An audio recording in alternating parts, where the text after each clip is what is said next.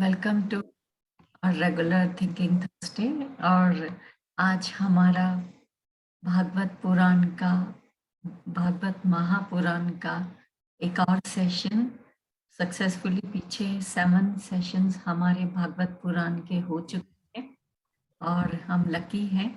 Today it is our 8th session on Bhagavata Mahapurana और आचार्य विनोद शर्मा जी हमारे बीच हैं और ये हमारे लिए लकी ही बात है कि आचार्य जी हमें इतना सुंदर इस चीज में डाला है और होमवर्क भी रेगुलर दे रहे हैं और हम पढ़ भी रहे हैं। आचार्य जी प्लीज। हरे कृष्णा सभी को। हरे कृष्ण। तो आप मंत्र बिल्कुल बिल्कुल, यस।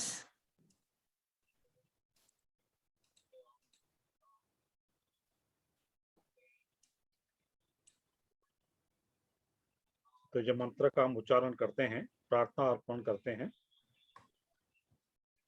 गुरु परंपरा को, माँ सरस्वती को और नर नारायण ऋषि और नारायण भगवान को। तो मेरे बाद बोलना, प्लीज रिपीट। नारायणम नारायणम नमस्कृत्य नरम चैव नरोत्तमं देवीं सरस्वतीं व्यासं ततो जयं उदीरयेत्। Now somebody can read the translation, please. Anyone? You or otherwise I'll. Okay, I can do it. Yes, please. Okay, translation.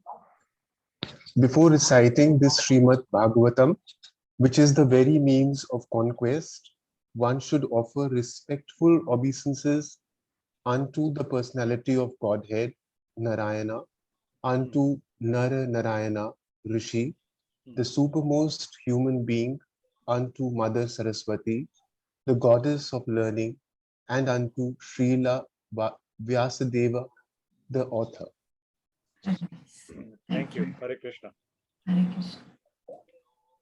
तो आज जो हम जिस विषय पर चर्चा करेंगे बहुत ही महत्वपूर्ण विषय है और जैसे शकुंतला जी ने बहुत ही सही उच्चारण किया था, ये भागवत पुराण नहीं है, भागवत महापुराण है।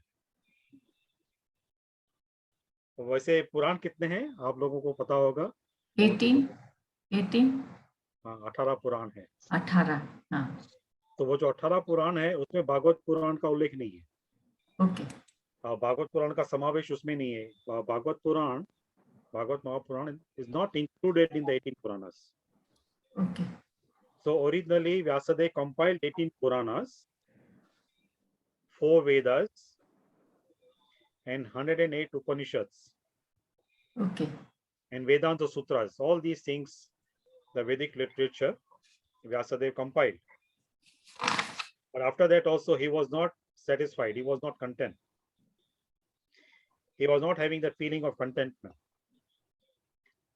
So then at that time, Narada Muni arrived at his ashram, Badrik ashram, and then spoke to him and gave him the instructions as Guru that he should mention the Leelas, pastimes of Sri Krishna and Balaram in Vrindavan. And then he will be satisfied. So on the instructions of Narada Muni, Vyasadeva compiled Bhagavat Mahapuran. And that Bhagavat Mahapuran, he taught, not only narrated, but he taught to his son, Shukadev Goswami. Right?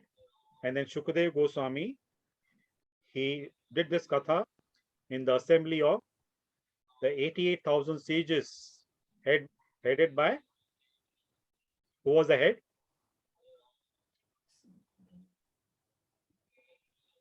Shaunak Rishi, yes. Shaunak Rishi. Right. Yes. Shaunak Rishi. And Suta Goswami also was present at that time when Shukadev Goswami narrated the katha of Srimad Bhagavatam. So this is Mahapuran, right? The greatest of all Puranas, the topmost Puran. And it is called Amala Purana. That means without any contamination. Mala means contamination, right? Yeah. और उसमें अ लगाया जाए, when the prefix a is added before mala, so it becomes amala. That means without any contamination. So whichever section, whichever part of Bhagavatam we read, it has the same kind of effect, because there is no difference between Bhagavat Mahapuran and Krishna himself. So as we offer our prayers, worship Krishna's any part of Krishna's body, so it has the same effect.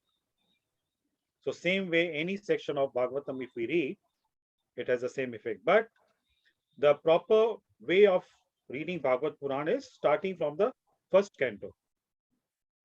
First canto is considered as the feet of Sri Krishna. So whenever any deity, when we have to have the darshan of any deity, we should not look at the face of the deities first. We should start from the feet.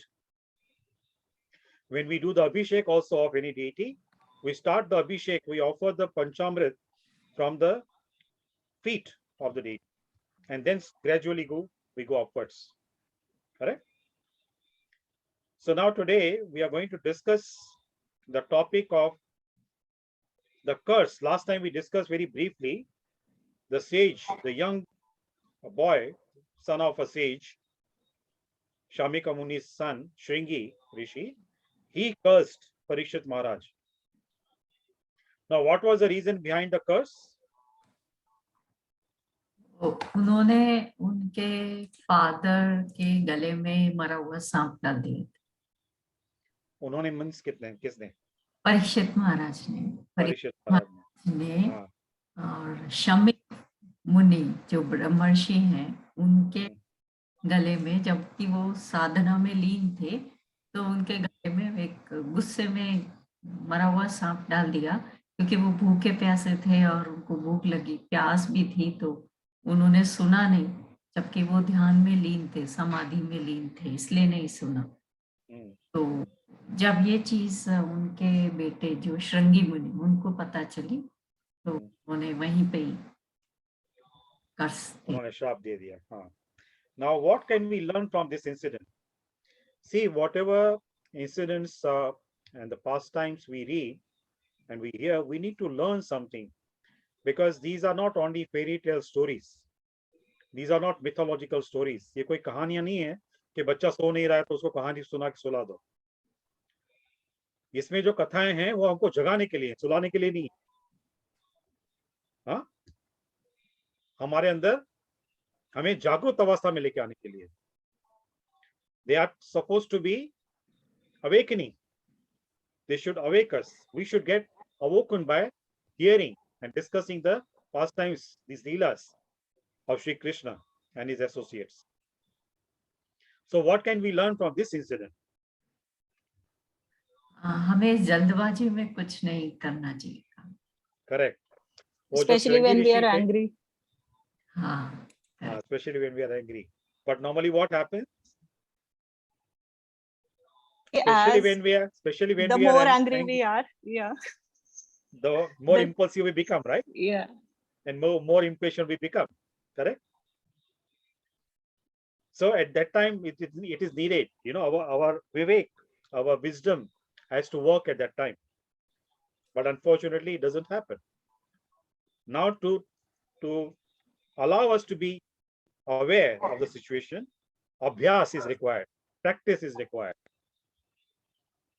You know, when I used to learn yoga, so our yoga guru, he said that krodha, lobha, moha, kama, all these are personalities. They attack us. Whenever the situation is in their favor, they see conducive situation, when they can attack us, they attack us. So when they attack us, you know, then most of the time we are defeated. We don't fight back. We don't fight back with the vices. We fight back with the people around us. Correct? And those people may not be at fault generally. So this shows our weakness. Because of our weakness, because spiritually we are very weak, that awareness is not there. Because we are ignorant, we are fools, so we are easily defeated by these vices. Now what happens, when we are attacked by karma? In our yoga classes, this sublime knowledge also was shared. What happened?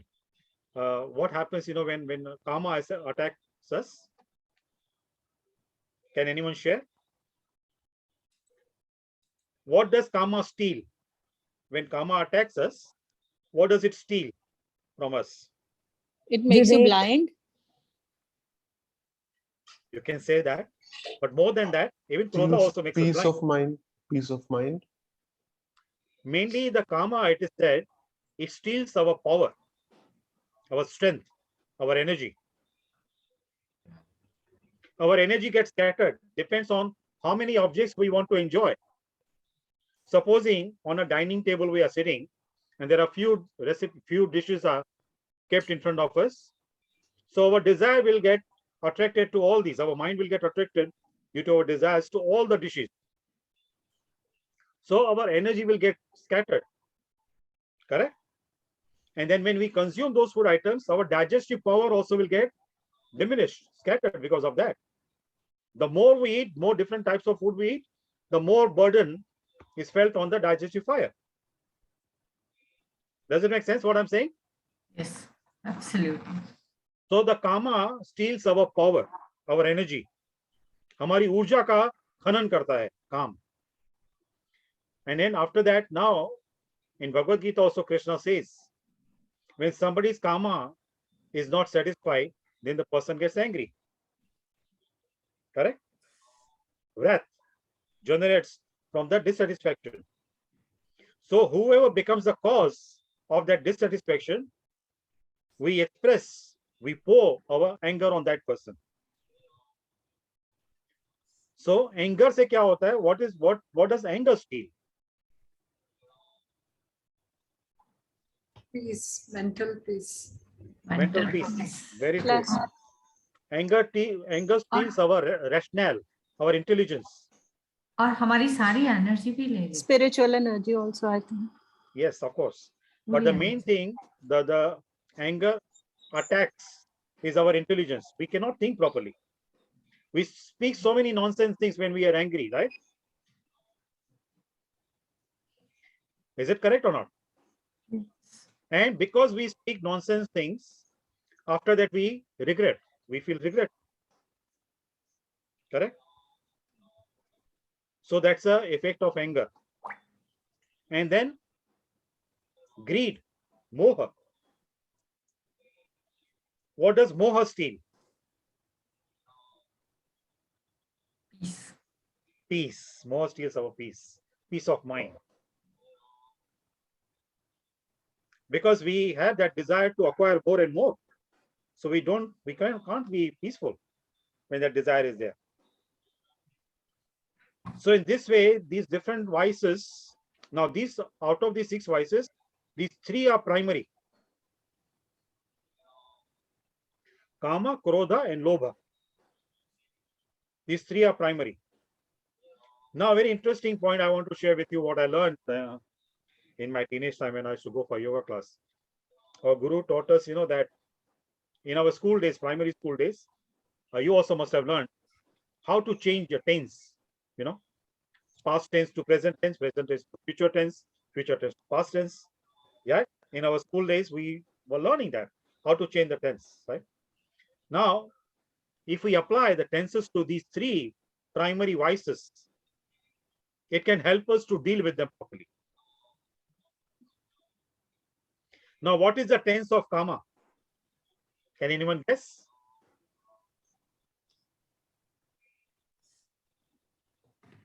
Present. Yes, Akshay. Subhiji. Very true, Subhiji. Present tense. Because whatever we have, we want to enjoy. We want to gratify our senses immediately at that time. That's the present tense. Now, present tense we need to change to past tense. How? How can we change the karma's present tense, past tense? To learn about it so that we can handle that. We can control our senses instead of being defeated by karma. See, we can think about our past experiences. So many times we enjoyed. We tried to satisfy our tongue. We tried to satisfy our ears. We tried to satisfy our sense of smell by smelling different things, different fragrant things. In that way, we tried to satisfy our senses of perception in so many ways. So the past experiences, from that we can learn that we are not satisfied. We get satisfaction for temporary period of time, right? So when we change that tense, we try to recall our previous experiences.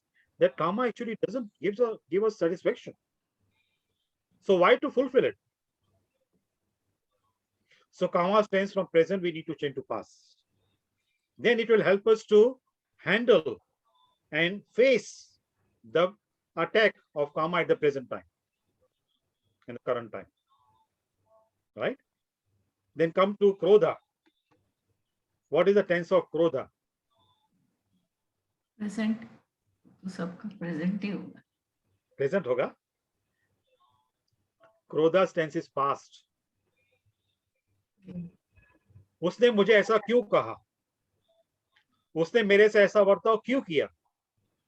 Why did she behave like that? Why did he behave like that with me? Why did he or she say this thing to me? So the thing already happened, right? It already occurred. So even it might have occurred few minutes before, few seconds before, but it is past tense. We will not get angry. Oh, ये व्यक्ति मेरे से ऐसा बोलने वाला है भविष्य में, तो मुझे अभी उससे क्रोध करना चाहिए. We don't think in that way, right?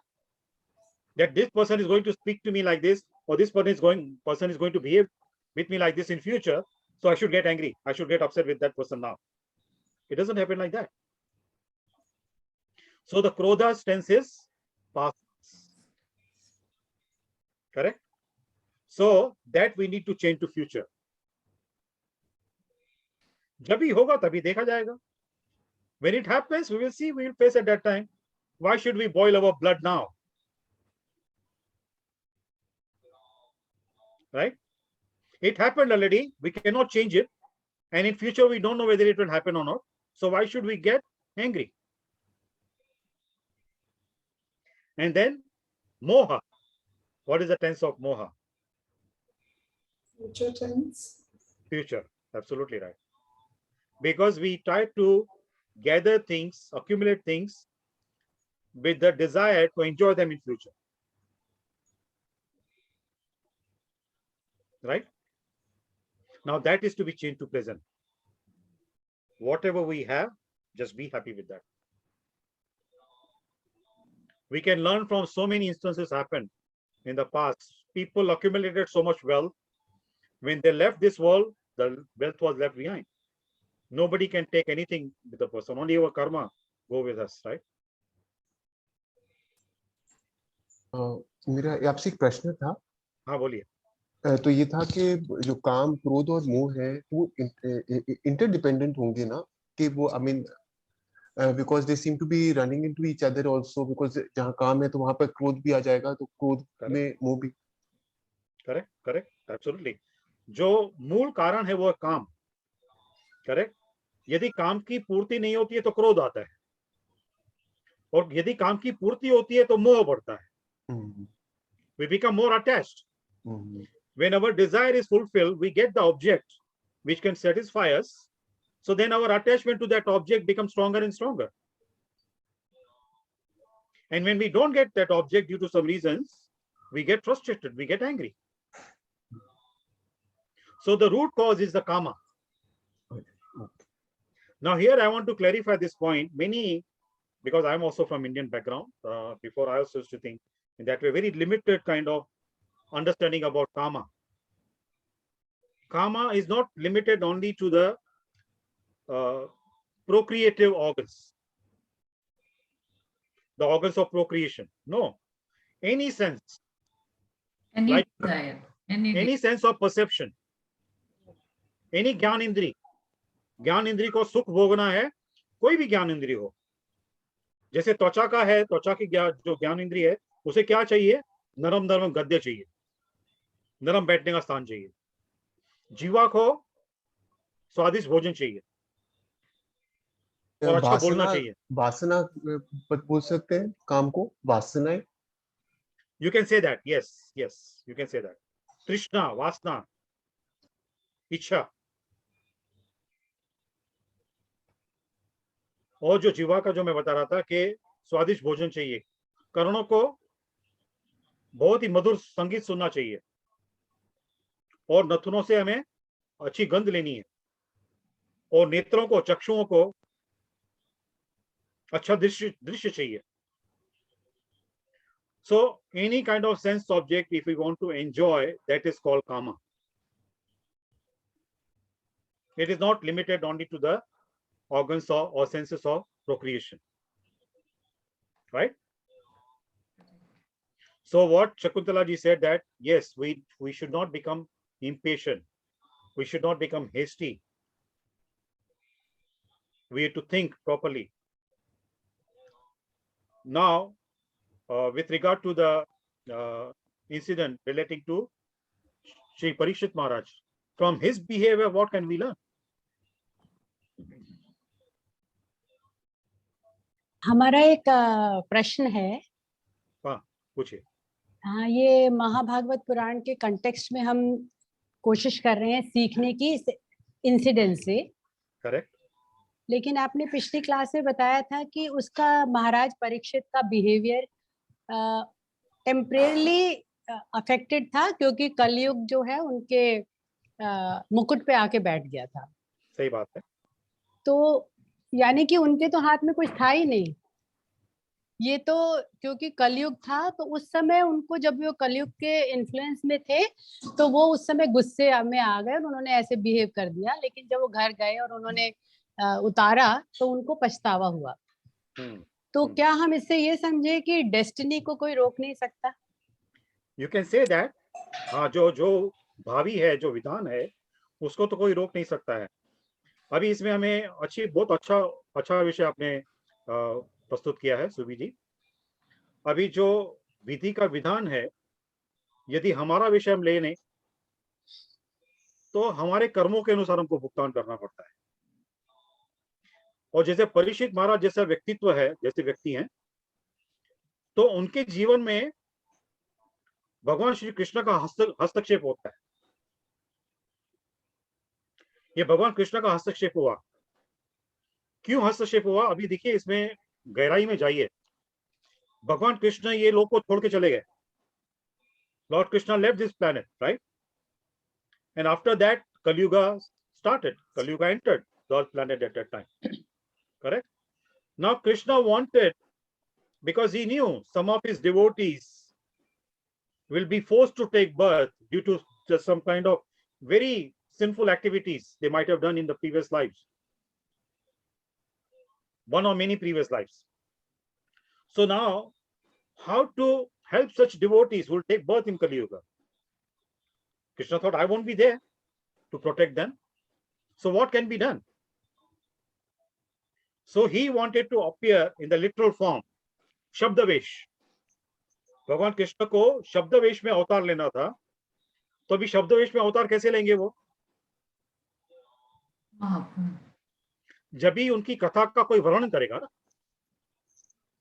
When someone starts narrating the pastimes of Krishna, then Krishna will appear in the literal form, in the form of words. That's why Srimad Bhagavatam is considered as Krishna himself.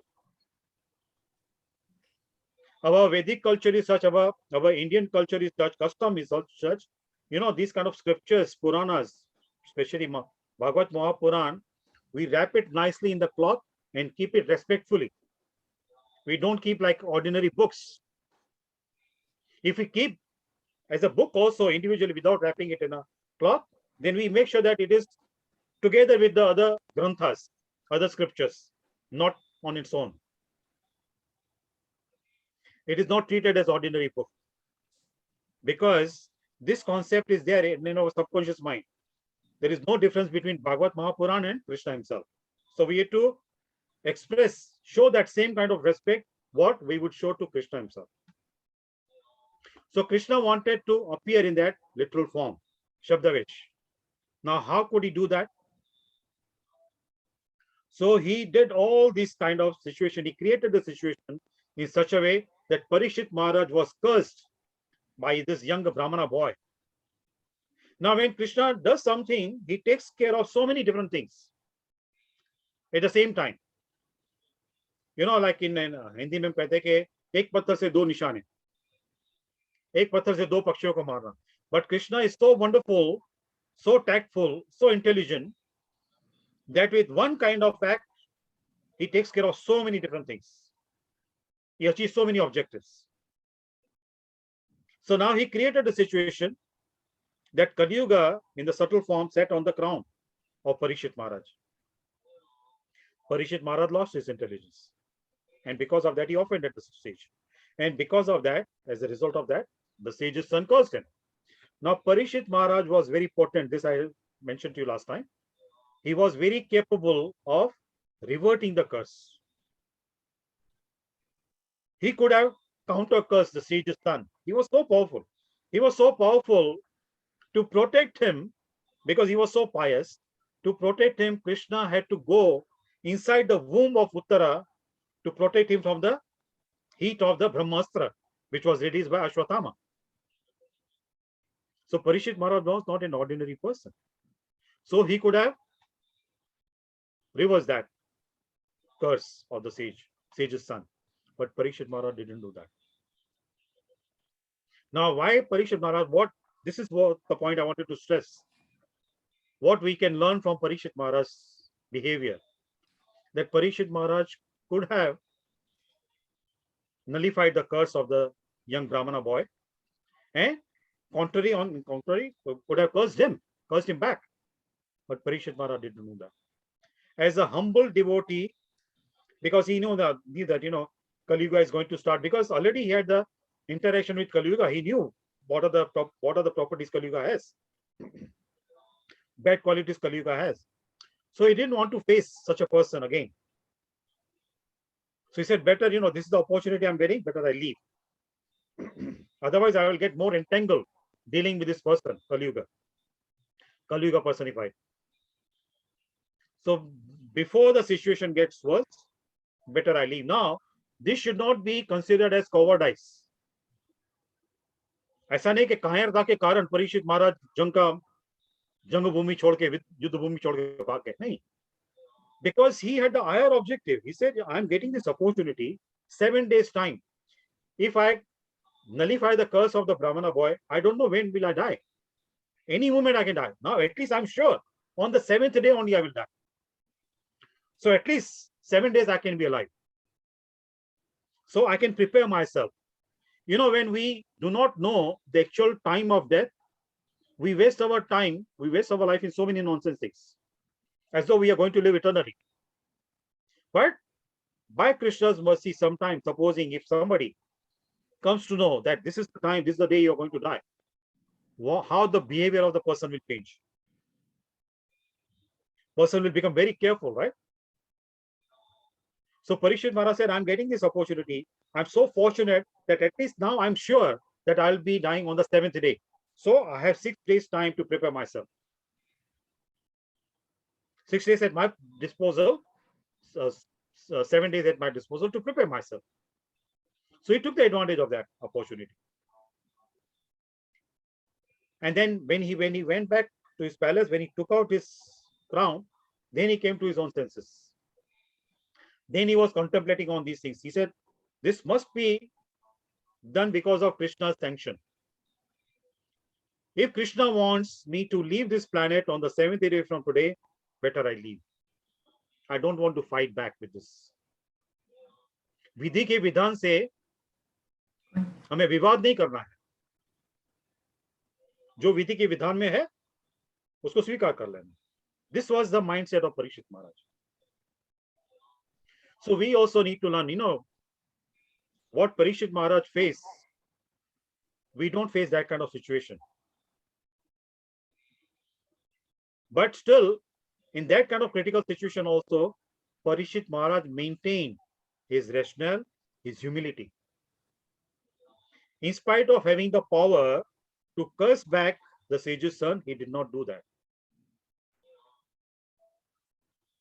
Correct?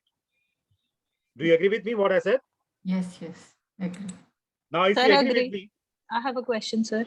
yes, So where please. do you draw the line for that Vidika Vidhan? Where is the cowardice and where is the bravery and valor? Absolutely, So absolutely.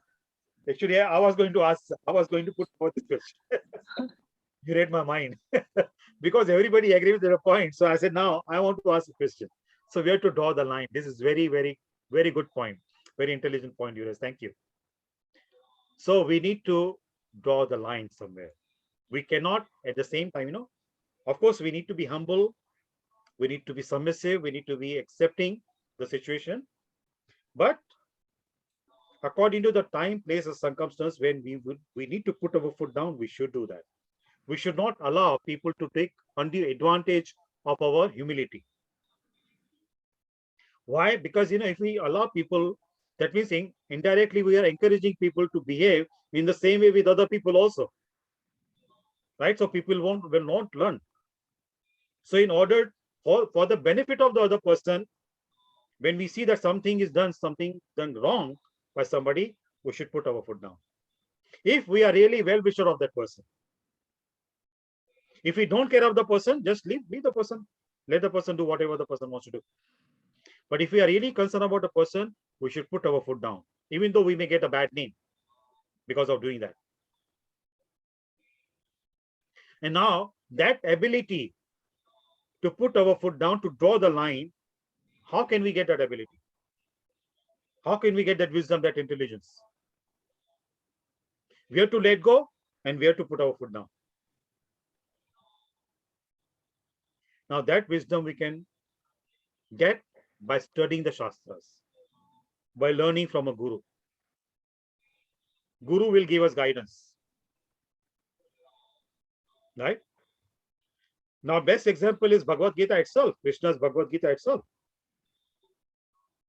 Now, Krishna says, my devotee are very humble. They are samdarshi. They are neutral with everyone. They have to be neutral, my devotees. Now, if he's saying that devotees should be neutral, samdarshi, sabhi mein Paramatma ko dekho, sabhi ke saath acha varta karo, then why was he telling Arjuna to fight with Kauravas? Contradictory, right?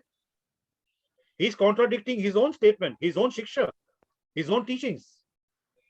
So this is what we need to learn from Bhagavad Gita also. If we study Bhagavad Gita properly, then Krishna will give us intelligence. The Cheta Guru, he will give us intelligence where to let go and where to put our foot down. Does it make sense what I said? Thank Could you. it be that Thank you, sir. Samdarshi in the sense that he's doing, people have to do things for the betterment of everyone, but the thing is, and for themselves, and sometimes an act may look very bad, but it may be for the betterment. So it's Samdarshi in that way. Equanimous mind. Yes, Samadarshi means, what I have learned, like from Adhyatmic perspective, from spiritual perspective, we are all spirit souls, right? Our physical appearance according to our body may be different.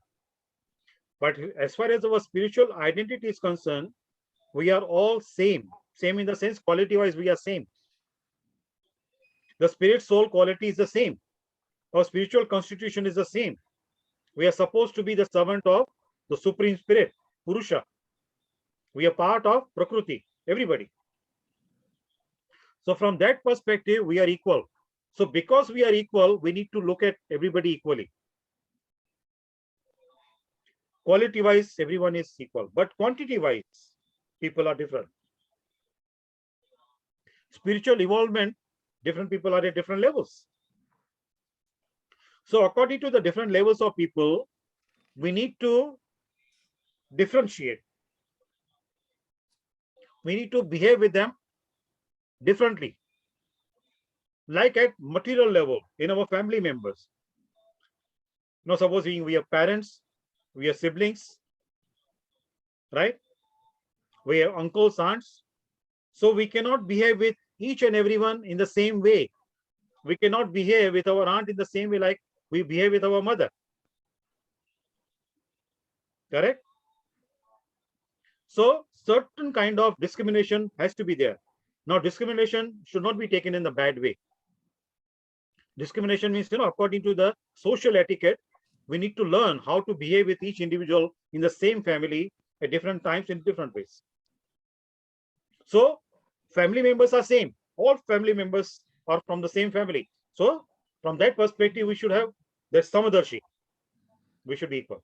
But when it comes to individually dealing with each family member, we need to learn the social etiquette, how to behave with each and everyone.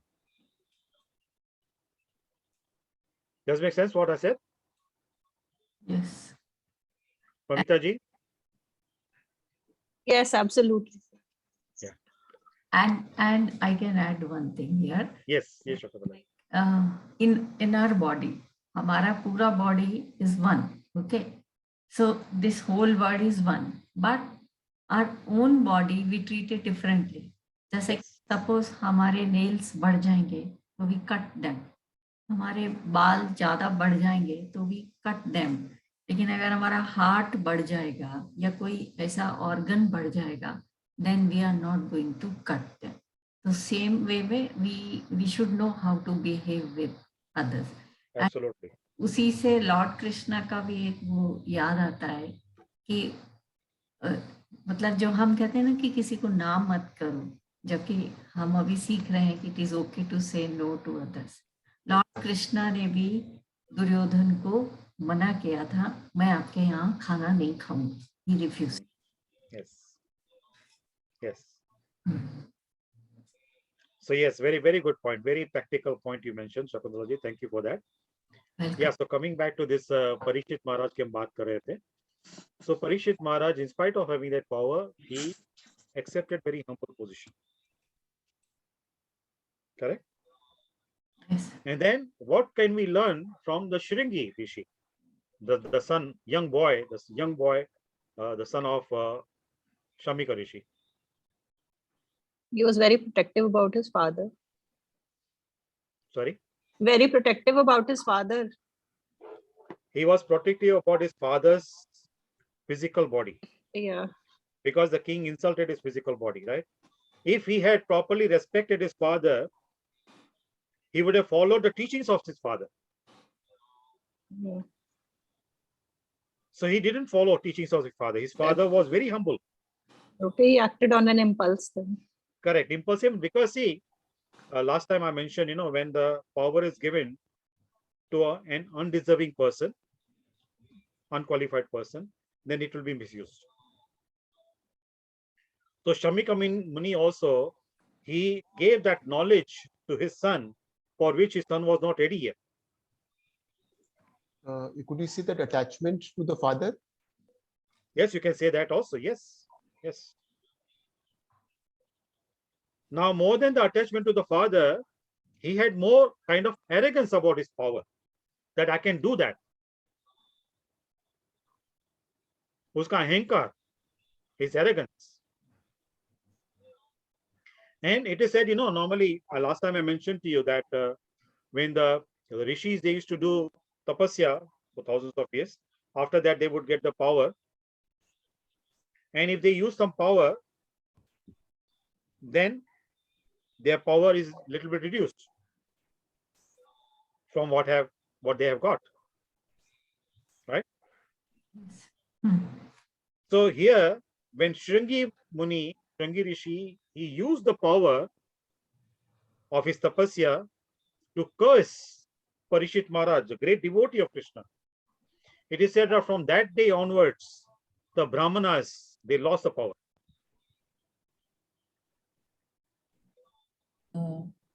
आचार्य जी, एक चीज पूछना था आपसे. आपने कहा कि ये विधान है, विधि का विधान है. शायद कृष्णा चाहते थे कि ऐसा हो, फिर परीक्षित जी 7 दिन तक भागवत सुने, फिर हम लोगों को ट्रांसफर हो धीरे धीरे. ये भी तो एक रीजन हो सकता है ना? हाँ, तो वही मैंने बताया ना, क्योंकि कृष्ण को शब्दवेश अवतार में आना था ना, तो उन्होंने परीक्षित महाराज को माध्यम बनाया. जब परीक्षित महाराज को माध्यम बनाया तो परीक्षित महाराज गए नदी के तट पर और वहां पे सुखदेव गोस्वामी आए और फिर उन्होंने भागवत सप्ताह की। तो तभी तो भगवान कृष्ण शब्दवेश अवतार ले सके। जो मैंने बताया, I am not sure whether you heard that, मैंने बताया था कि भगवान कृष्ण को अपने भक्तों के विषय में चिंता हुई कि मेरे भक्त जो कलयुग में जन्म लेंगे किसी कारणवश, because of their previous some kind of misdeeds, so what will happen to them? I personally won't be there, so at least I should be there in the literal form, that they can take shelter of my literal form, my Shabdavesh avatar, and they can be liberated. So yeah, absolutely what you said, that's the point I mentioned earlier. You're absolutely right. Absolutely right.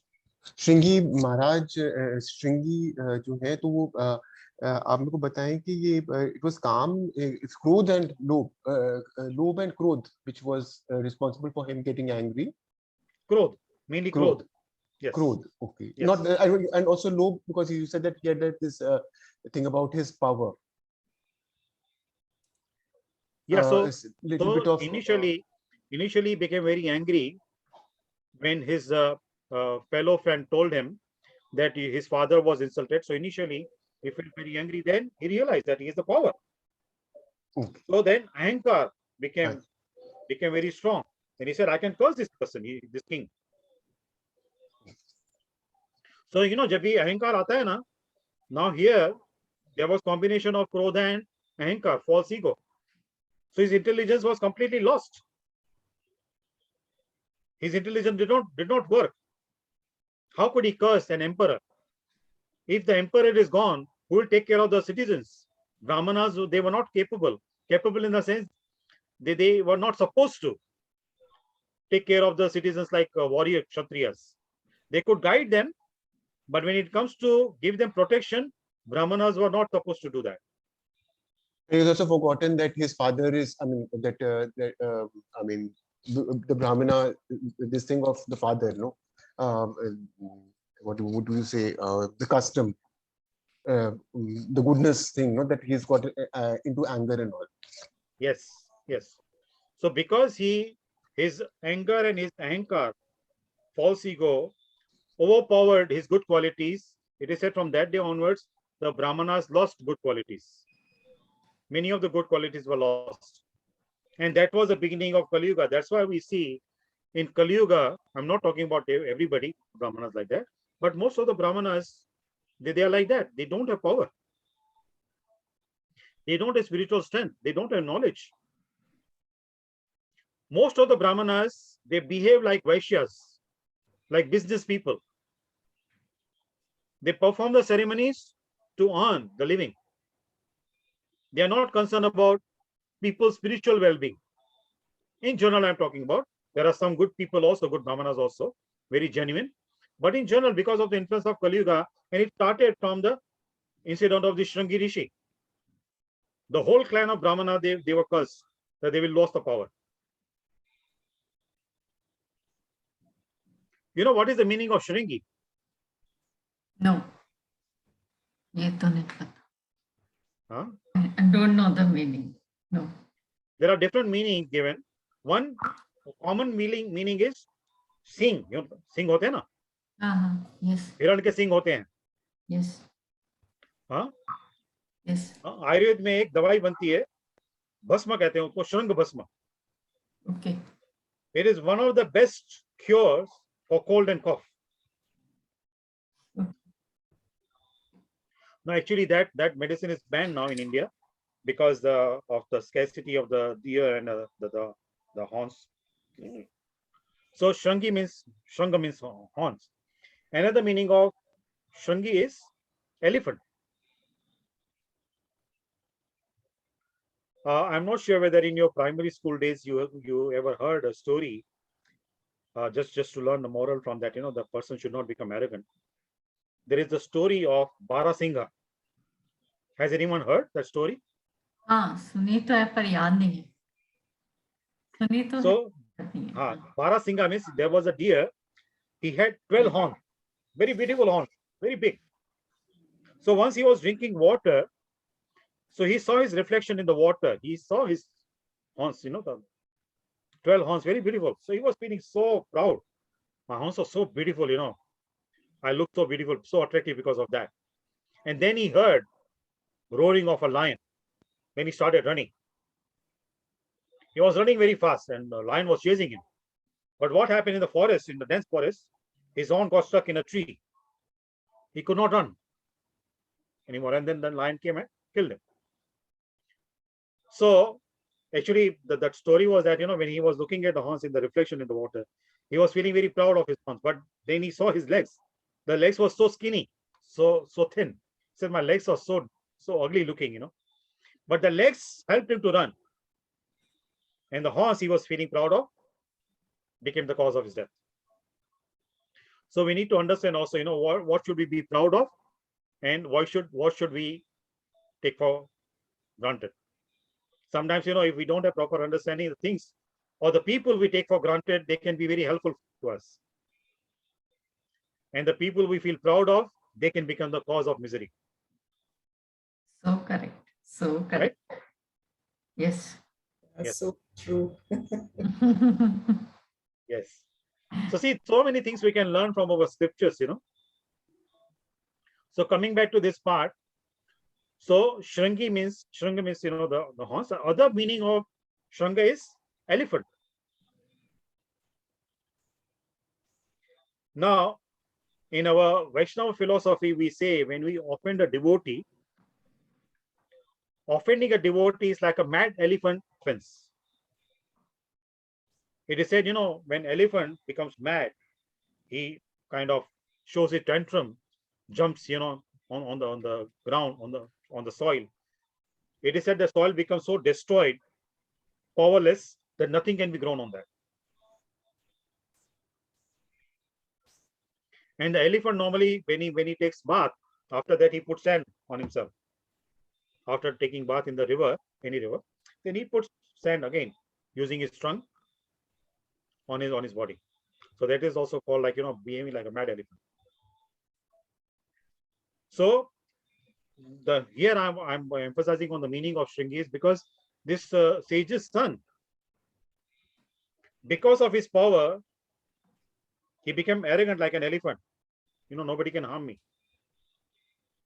Then he made this mad elephant offense. He offended a devotee. Now Krishna can tolerate if someone offends him, offends Krishna himself.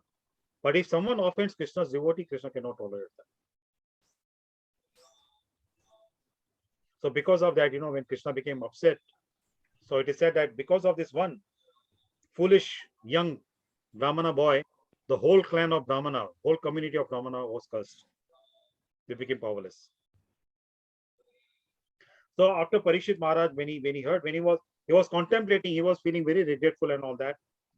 Then he decided to go to the bank of Ganges. Now, in the scriptures, in the Bhagavatam also, it is mentioned he went to the bank of Ganges. Correct? But Jiva Goswami, in his interpretation, he's saying actually Parikshit Maharaj went to the bank of Yamuna. Now, do you know that where Parikshit Maharaj was at that time? Where was he? He was the emperor of the whole earth planet. But where was his kingdom? Hastinapur. And if you see geographically, very close to Hastinapur is Yamuna, not Ganga. हाँ, Delhi. हाँ. Correct? Delhi के पास में यमुना है, गंगा नहीं है. Ganga is to Haridwar. Right? Now it is not wrong also that it is said went at the bank of Ganges, because both these rivers' water, they were purified by the touch of the feet of Shri Krishna. So from that perspective, because both the rivers source is Krishna's feet, so because of that, you know, if we say Ganga, that also is right. If we say Yamuna, that also is right. So he decided to go at the bank of the river and give up everything and appoint his son. Last time we spoke about his son. What is his son's name? Parikshit Maharaj's son's name? Dhananjay. Janmejay. Janmejay. Okay, अच्छा धनंजय तो अर्जुन का नाम था, right? हाँ, Janmejay. Dhananjay. So he appointed him. He was thinking of doing that, to appoint him as the emperor, and then he just renounced and just goes back to Godhead. No more this wasting life in this material world. So he was contemplating on these things. These thoughts were crossing his mind. At that time, Shamika Rishi himself arrived there, and he informed, because Parikshit Maharaj himself, he was a very great scholar. So he also could see the future, what's going to happen. When he realized his grave mistake, he said, I should be getting capital punishment. As an emperor, he was like in his mind announcing punishment for himself. I don't have any right to live anymore. I offended a great sage. As a Kshatriya, I'm supposed to protect the sages, serve the sages. And here, I did completely contradictory. Contrast to what I should be doing. So I don't have any right to live anymore. I should accept capital punishment. And that time when he was thinking all these things, Shamika Rishi came. And he informed him that my foolish, stupid son, he has cursed you. So Parikshit Maharaj, he had a kind of he felt so relieved that by accepting the curse of this great sage's son and accepting the death willingly, I'll be freed from this karmic reaction. Otherwise, if I don't free myself from this karmic reaction, I cannot go back to Godhead. See, as an emperor, the king, he could punish all other communities, all other classes of men. Vaishyas, Shudras, even Kshatriyas also, opponents, they could punish. But they did not have any right to punish any Brahmana, because Brahmana is higher than them. Right? If you recall the incident I had shared with you during Mahabharata time, Arjun उनको नहीं करते, अश्वत्थामा को punish नहीं किया, correct, Draupadi भी नहीं। correct. और उसके पहले, बहुत पहले, much before that, when there was a kind of a dilemma there, that who should be appointed as a crown prince. Dhritarashtra was not able to decide. So some people were in support of Duryodhana and some people were supporting Maharaj Yudhishthira. So Dhritarashtra asked Vidura how to resolve this situation, how to resolve this problem. So what Vidura did, he brought 4 criminals, 4 culprits in the court. And these 4 people together, they had killed somebody. So then he asked that what should be the punishment.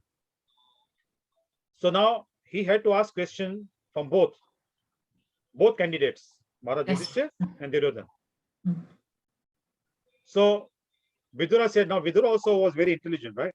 Yeah. So he said that as an older than Duryodhana, actually Maharaj Yudhishthira should be given first chance to answer. Then Maharaj Yudhishthira said, no, Duryodhana is my younger brother, so he has the first right to answer. Because Vidura knew that Maharaj Yudhishthira is going to say that. So then he wanted Maharaj Yudhishthira's reputation to be glorified. See how humble he was. People in the court were present, many warriors were present. When they heard that, when initially they heard Vidura saying that, they agreed, yes, Vidura is right. But when they heard Maharaj Yudhishthira, so the respect for Maharaj Yudhishthira in their hearts increased a lot. So this was Vidura's plan. So first he gained the confidence of warriors, and then he told Duryodhana, okay, now your older brother is giving you permission, so you announce the verdict, punishment. So Duryodhana said, what to think about this? The crime is same. All 4 have committed the same crime. So same kind of punishment, capital punishment for all of them. So everybody started, Duryodhana supporters started clapping. And Dhritarashtra also was feeling very happy. So then Dhritarashtra said, now the verdict has been given. So we should send these 4 criminals to the prison house, and then we should announce, we should arrange for capital punishment. So then Vidura said, but you are not giving chance to Maharaj Yudhishthira to announce the punishment. So Dhritarashtra said, but announcement is already made. Vidura said, no, it is not fair, because we listen to him also. Maybe he differs from what Duryodhana said. So Dhritarashtra could not say no. So then Maharaj Yudhishthira asked them, what are their varnas? So one said, I am Shudra. Other one said, I am Vaishya. Third one said, I am Kshatriya. And the fourth one said, I am a Brahmana. So Maharaj Yudhishthira said that the person who is Shudra, 4 years imprisonment. For Vaishya, 8 years. For Kshatriya, 16 years. And then he said, I am a Kshatriya. I cannot announce any punishment for a Brahmana. So I leave it up to Kripacharya, who is our Kulguru. And he is a Brahmana. He can announce a befitting, a suitable punishment which is appropriate for the Brahmana. So Kshatriya warriors, they were very, very careful how they used to deal with Brahmanas. So Parikshit Maharaj also was, thinking all these things. He had that samskar. So in spite of having the power, he did not curse back that Brahmana's boy, and he accepted, and he went to the bank, the bank of the river to listen. At that time, he did not know that this is going to happen, but he went with that, that the sages will come and I'll associate with them, and then by associating with them, I will leave this world and I will get liberated. So he did not want to waste any time anymore, because he saw Krishna himself left this planet. It is Krishna's creation. Krishna didn't want to spend more time. Then why should I spend more time? So Parikshit Maharaj, thinking in that way, he went to the bank of the Yamuna, according to Jiva Goswami. But in Bhagavatam, it is mentioned he went to the bank of Ganges. Can I ask you, what is the difference between Ganga and Yamuna? Yamuna, How did Ganga come to the earth planet? वो तो शिव जी के through आ रही है. शिव जी ने यहाँ पे उनको लिया.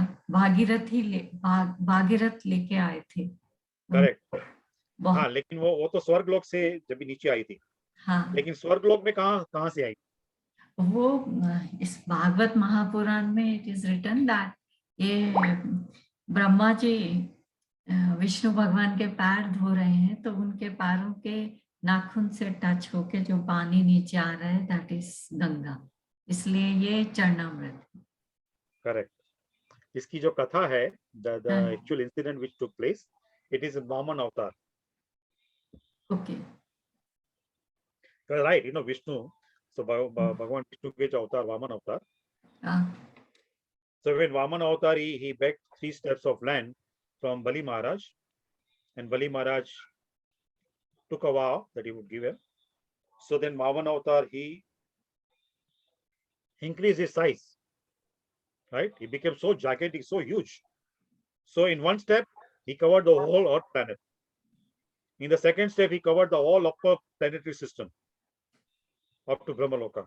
Then when he extended his foot, his left foot, it is said, beyond Brahmaloka, it went to the Mahat Tattva. Does anyone know what is Mahat Tattva? No. I don't know. Any guess? Anyone from this? 5 elements? Mahat. No, that is Panchatattva, we call it, 5 elements. Oh, This is Mahat Tattva. If we go step by step, our individual body has aura. Yes. Correct? Yes. Which protects us, which works as a shield, as a kavach, which protects us from the negative energy from people around us and from the objects. Even objects also, they emit negative energy, negative or positive energy. So that aura protects us from the negative energy of the objects and the people around us. So that's the covering, a shield, yeah, a sheet there which works as a shield. So at individual level, then at the planetary level also there is a layer which protects each planet. Like Earth planet, the layer is called ozone layer, right? We call it. So the Earth, the creatures living on the Earth planet, they are protected by that ozone layer. So that's the aura of the Earth planet. So each planet has its aura. Each devata has aura. You know, you might have seen that when we see any devata's picture, we see the aura around their head, right? Yes. So that is the aura. Correct? So each devata has, each planet has, and now the whole material creation. Now beyond the planetary level is the whole universe. Whole universe has its own aura. And then the whole material creation has the aura. Then now that aura separates the material creation from the spiritual world. So between the aura of the material world and the boundary of the spiritual world, there is water. That's called Karana Sagara, causal ocean. So that is Mahat Tattva. And So Lord what Vishnu, did you say? Which ocean? Karan. No. Karan. Causal ocean is. Correct, causal ocean. Karan Causal. Okay. Yeah. हाँ, कारण सागर. वहां पर कारण दक्षय विष्णु लेटे रहते हैं. कारण दक्षय विष्णु वहां पे लेटे रहते हैं. और he is known as Mahavishnu also. उनके त्वचा के छिद्रों से ब्रह्मांड निकलते रहते हैं. So that is Mahavishnu. तो क्या हुआ जब भी वामन देव ने वो अवतार लिया, he extended his foot all the way. It pierced the aura of the material creation and it pierced the Mahat Tattva, that water, the layer of water. So when he pierced that some water fell, and that water washing his foot came down, and that water was collected by Lord Brahma. Now whatever is touched by the Supreme Person, it has personal form. Even apparently it may look like material object, but it has personal form. So that water also in the personal form, Ganga. So that water was collected by Lord Brahma, and when King Bhagirath, he did the austerity, then he brought Ganga down, and then Ganga was known as Bhagirathi. So that's water coming from the Mahat Tattva, from the spiritual world. It is not from this material world. अभी जो भौतिक संसार में जल, कोई भी तरल पदार्थ हो, if we store it in a bottle, even the nice water also, after some time it is not drinkable, right? रुका हुआ जल कुछ समय के बाद पीने योग्य नहीं रहता है. Yes. उसको हम ग्रहण नहीं कर सकते हैं, उसमें जाग उत्पन्न हो जाती है. लेकिन जो गंगा जल है उसको आप वर्षों तक रखें, कोई जाग उस पर नहीं आएगी, क्योंकि वो भौतिक संसार का पानी नहीं है, वो महत तत्व का जल है. और वो भी वामन भगवान के जो पैरों को धोके हुए आया है. So it has a spiritual potency. You know, I have heard that many scientists, they feel so surprised, amazed, that what kind of potency is working in this water. They have collected the samples from the filthiest place, dirtiest place, from the bank of Ganges. They took the sample of that water, went to the laboratory, tested under the microscope. Not a single bacteria in that water, though it is looking very dirty. Not a single bacteria. They added bacteria in that water. After a few seconds, bacteria disappeared. Got killed. So bad bacteria cannot survive in that water. So they cannot understand that what is the potency, because they don't know what is mentioned in our scriptures. We Indians can have faith. We can understand that. But Western doctors, they don't understand this. So they want to experiment, you know, what is the potency? They cannot understand. So Ganga Jal, इसीलिए हम उसको जल कहते हैं. आचार्य जी, मेरे पास एक प्रश्न था. Sorry, I think I'm interjecting. I hope I'm not interjecting you. No problem. No. Actually, I was a little confused that Yuyutsu was also one of the Kauravas. I think was he the same age as Yudhishthir? No, he was not the same age as Yudhishthira. And did he also not become the emperor? Who? Yuyutsu? No. He didn't become the emperor. Yuyutsu was Dasi Putra. Okay. But also the son of Dhritarashtra, no? Son of Dhritarashtra, yes. So see, when Gandhari was pregnant, at that time one maid servant was taking care of Dhritarashtra. So Yuyutsu was conceived in that Dasi's womb from Dhritarashtra. So he was Duryodhana's stepbrother. Okay. I think he was the only Kaurav who had then fought for the Pandavas or something like that, no? Yes, on behalf of Pandavas. Yes. So coming back to this, so that is the pastime of Ganga. Now, what is the pastime of Yamuna? You know, when Krishna appeared, and when Vasudev, he put him in the basket and he was carrying him on his head to cross the river to go to Gokul. It was raining very heavily on that night. On the Ashtami of the Bhadrapad Krishna Paksh, it was raining very heavily. So Yamuna, she was eager to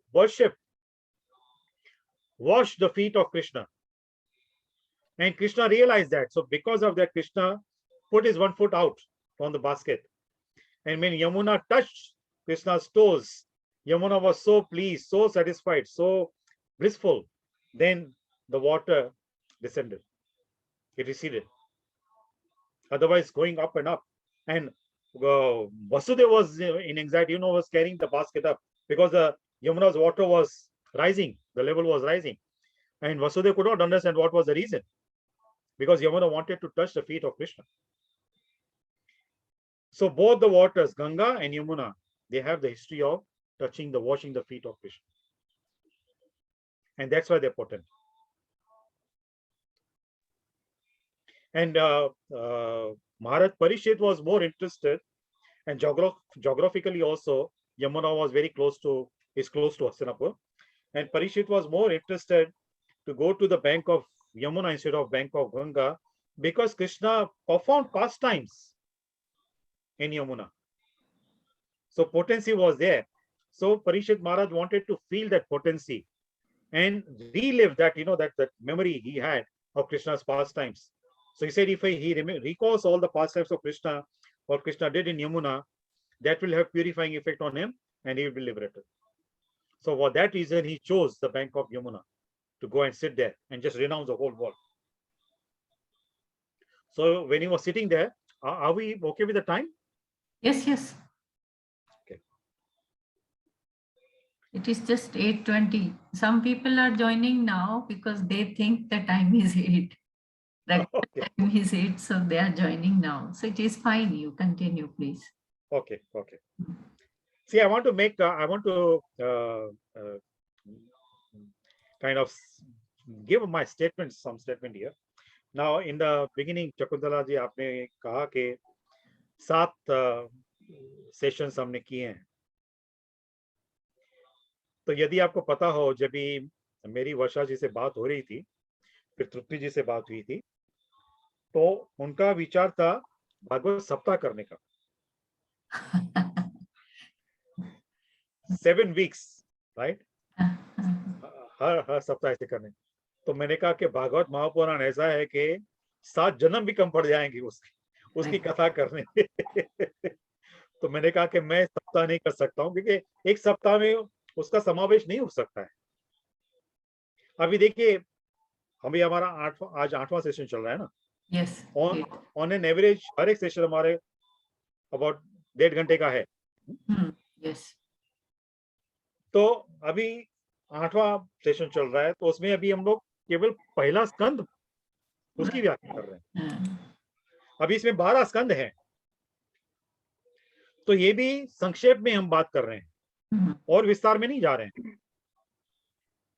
तो जब भी विस्तार में इसकी कथा होती है ना, तो 7 जन्म भी कम पड़ जाए इसकी कथा करने। True true.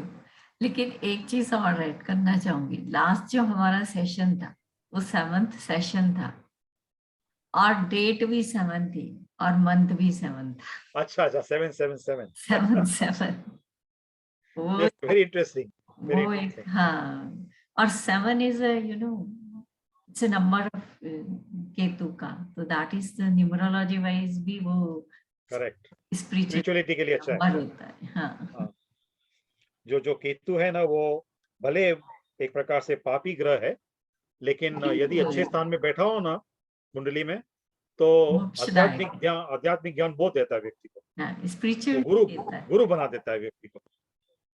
Correct. Very good, yes. आप लोगों में से many of you must be familiar with the concept of Bhagavad Saptah. Yes So the origin of Bhagavad Saptah is from here. Parikshit Maharaj, he heard the Bhagavad Saptah from Shukadev Goswami, 7 days. Now that also 24/7. No eating, no drinking, no sleeping. Focused on listening to the katha. आज के युग में कौन ऐसी कथा करता है? जो भागवत सप्ताह करते हैं तो इस प्रकार की कथा नहीं होती है। मैं किसी को दोष नहीं देना चाहता हूँ, but I'm just making a point here. We are not qualified to complete the whole Bhagavad Katha in 7 days. And they had such amazing memories also, because they could remember everything without even sleeping. Yes. In those days, it was not like, Parikshit Maharaj was sitting with notebook and pen, I need to note down some points. No. Hearing only once, not only memorized, but understood. उनके पास hard disk होती थी already. हाँ, क्योंकि वो quality है ना, external memory होती थी, हमारे पास नहीं है, हमको नहीं दिया है।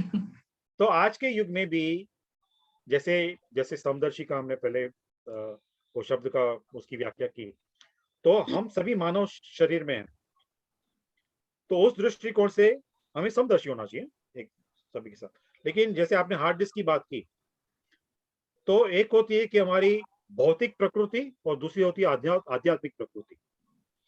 अभी भौतिक प्रकृति का जो आयुर्वेद में उसका बखान किया गया है, समझो किसी की पित्त की प्रकृति है, तो वो व्यक्ति बाहर बरसात में कितना भी भीगेगा ना, उसको कुछ नहीं होगा, क्योंकि उसका पित्त बहुत स्ट्रांग है ना। पित्त बलशाली है, तो उसको वर्षा का पानी बीमार नहीं करेगा, रुग्ण नहीं करेगा उसको।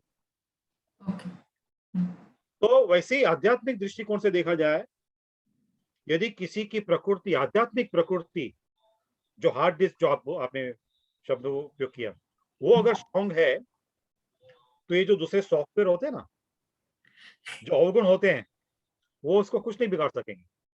थोड़ा समय के लिए रहेंगे उसके सिस्टम में, लेकिन फिर निकल जाएंगे। वो हार्ड डिस्क को डैमेज नहीं कर सकेंगे।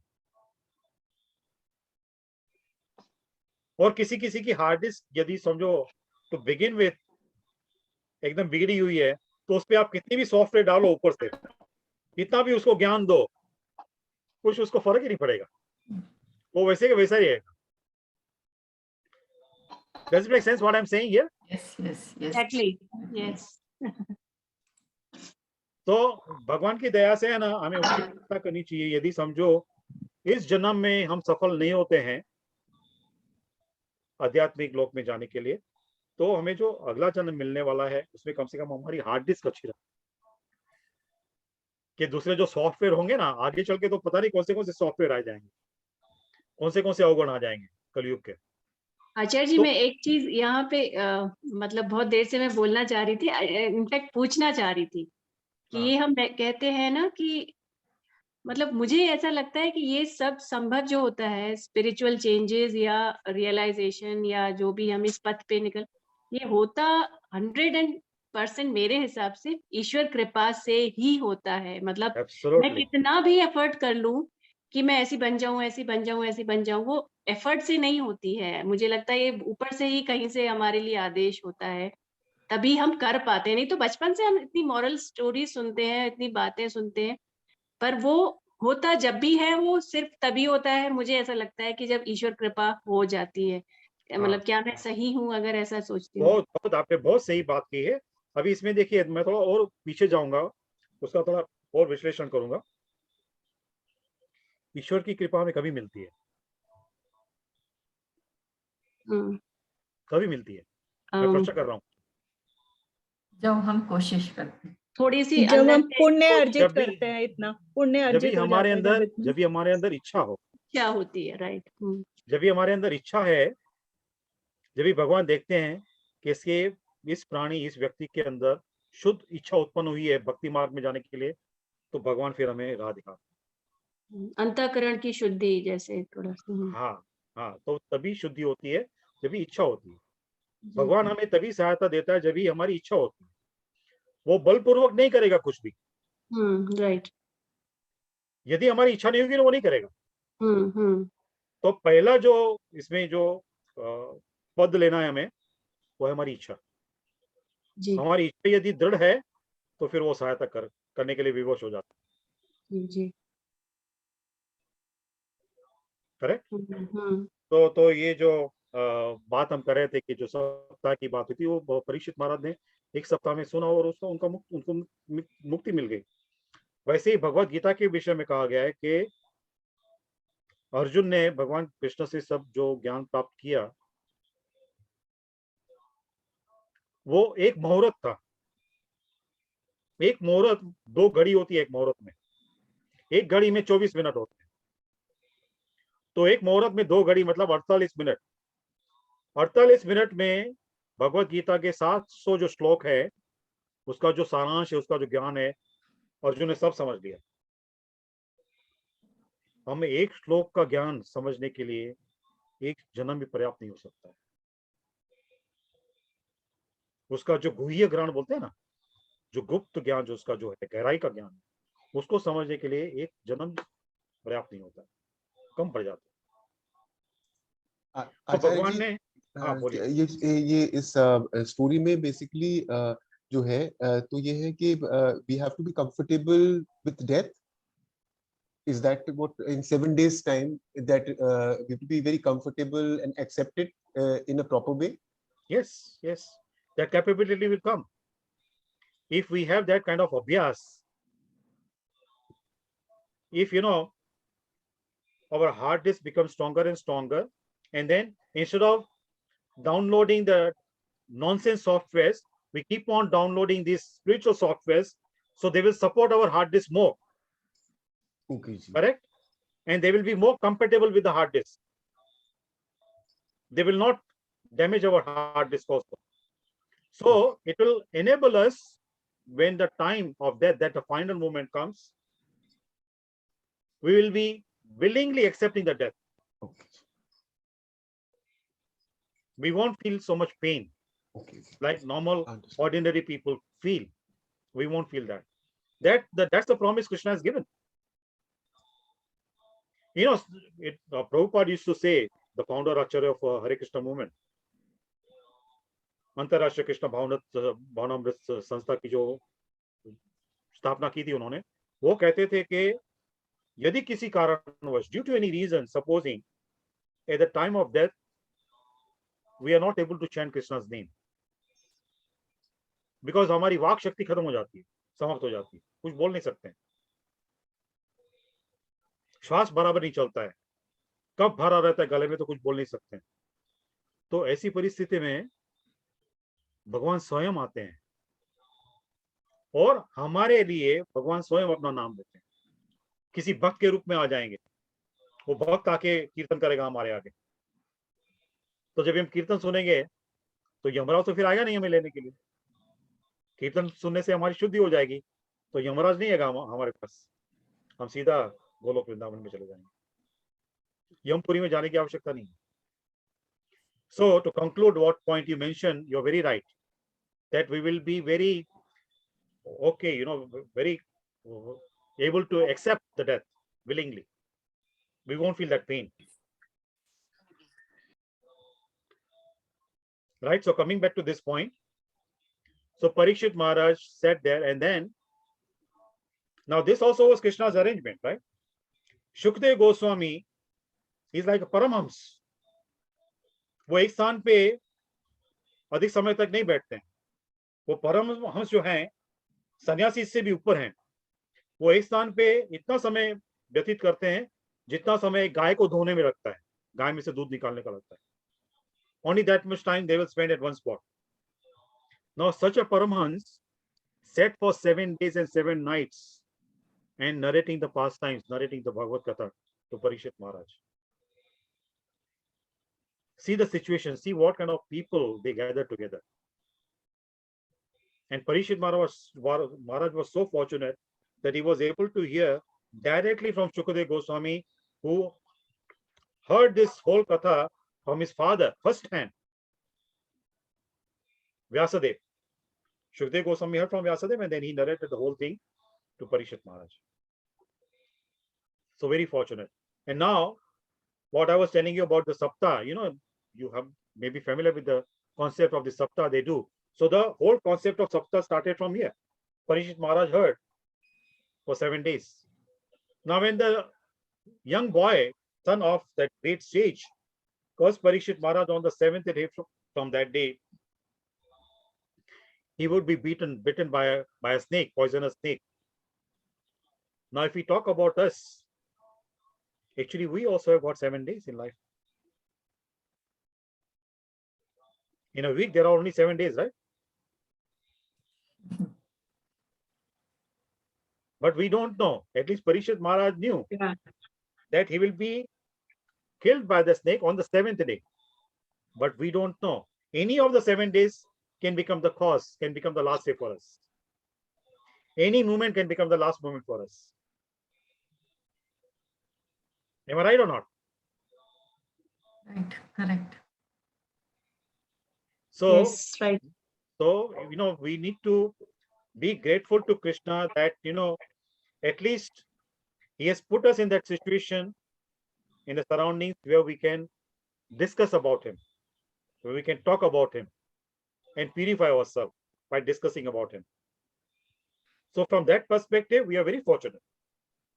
Very, very fortunate. Though it is our misfortune that we are born in Kali Yuga. We must have done many sinful activities in our previous lives. That's why we are born in Kali Yuga. But some pious activities, some Guru Kripa we have, some Kripa of Sri Krishna is on us, that he's allowing us. Now, whatever we are discussing, because he's allowing us, right? Right. Because of his sanction, because of his approval, because of his allowing us, we are able to do this. Right. Otherwise, there are so many distractions, so many things, we can be distracted easily. So we should be very grateful to Krishna, who is allowing us to discuss about it. So when Parikshit Maharaj was sitting there at the bank of Yamuna, then Shaunaka Rishi, 88,000 sages also were there. So Parikshit Maharaj asked them, this is the situation now. What should I do? So Shaunaka Rishi, he was Trikaldarshi. He told Parikshit Maharaj, you just wait for a few minutes. A person will arrive here and who will give you the answer? Who will be there to give you the answer? At that time, Shukadev Goswami arrived. Now the question what Parikshit Maharaj asked him. Does anyone know what was the question? And that question started the whole conversation between Shukadev Goswami and Parikshit Maharaj. That when we are about to die, what we should do. Yes. Now see, Parikshit Maharaj, being a very great devotee, very intelligent person, he did not use the word we. He used a common noun. When someone is about to die, what that person should do. He did not say about himself also. And of course, he could not, if he had said we, that means he is including Shukadev Goswami also in that. So he did not do that. Otherwise, it would have become offense. How could he speak about Shukadev Goswami? How could you consider Shukadev Goswami like you? Shukadev Goswami is Paramhans. So he did not include Shukadev Goswami. He did not say we. and he did not become arrogant that, he was concerned about himself. I'm going to die. What should I do? No. When someone is supposed to die, what that person should do. Now, this question is applicable to everybody. See the intelligence of Parikshit Maharaj. Asking question also is an art. Not only giving reply is an art, but asking question also is an art. If he had said we, that offense. Because he was including Shukadev Goswami also. If he had said only I, that means he was self-centered. He was thinking about himself only. But Parikshit Maharaj was thinking about everybody. That's why I said, if someone is about to die, what that person should do. Now, this is a universal question, applicable to everybody. Sir, actually, in all kathas या stotrams or the question that is asked is जो सब मनुष्यों का भला करने वाला हो ऐसा कोई उपाय बताइए. That is how they ask. जैसे माता बोलती हैं शिव जी को that मनुष्य की भलाई के लिए, because now they are suffering so much.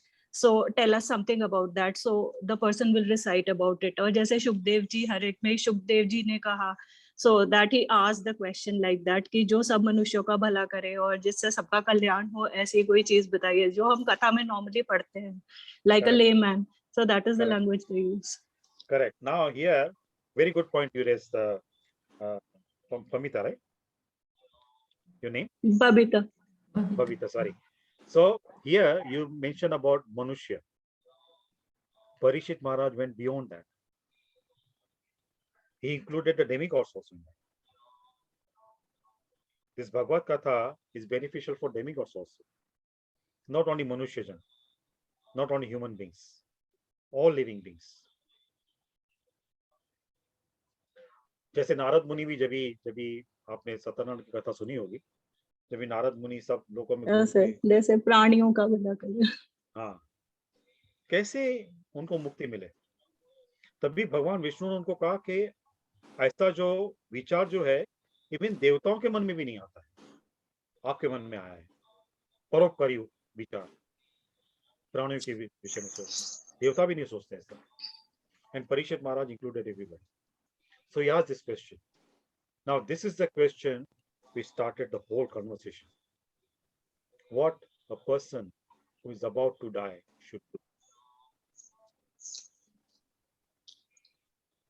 Now we'll discuss it further.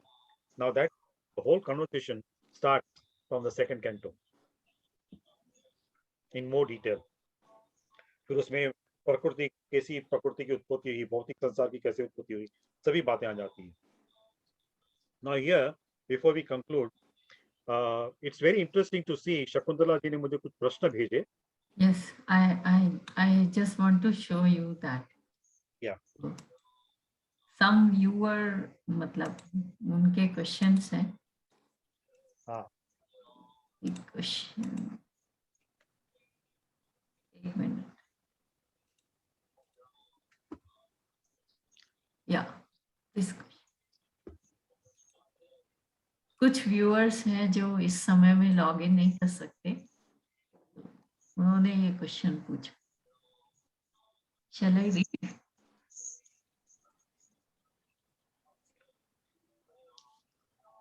Yeah, who is the Param Guru? Sri Vyasadev or Lord Shiva?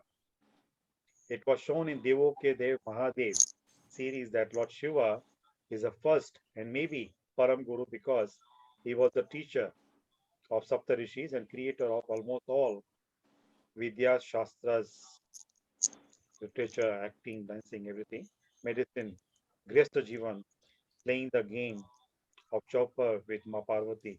Tantra Vidya became Guru of Mother Parvati to impart Tantra Vidya, and she could be Ma Kali, etc. So I'm a bit confused about how to define Param. Does anyone have any thought, any opinion? Who is Param Guru?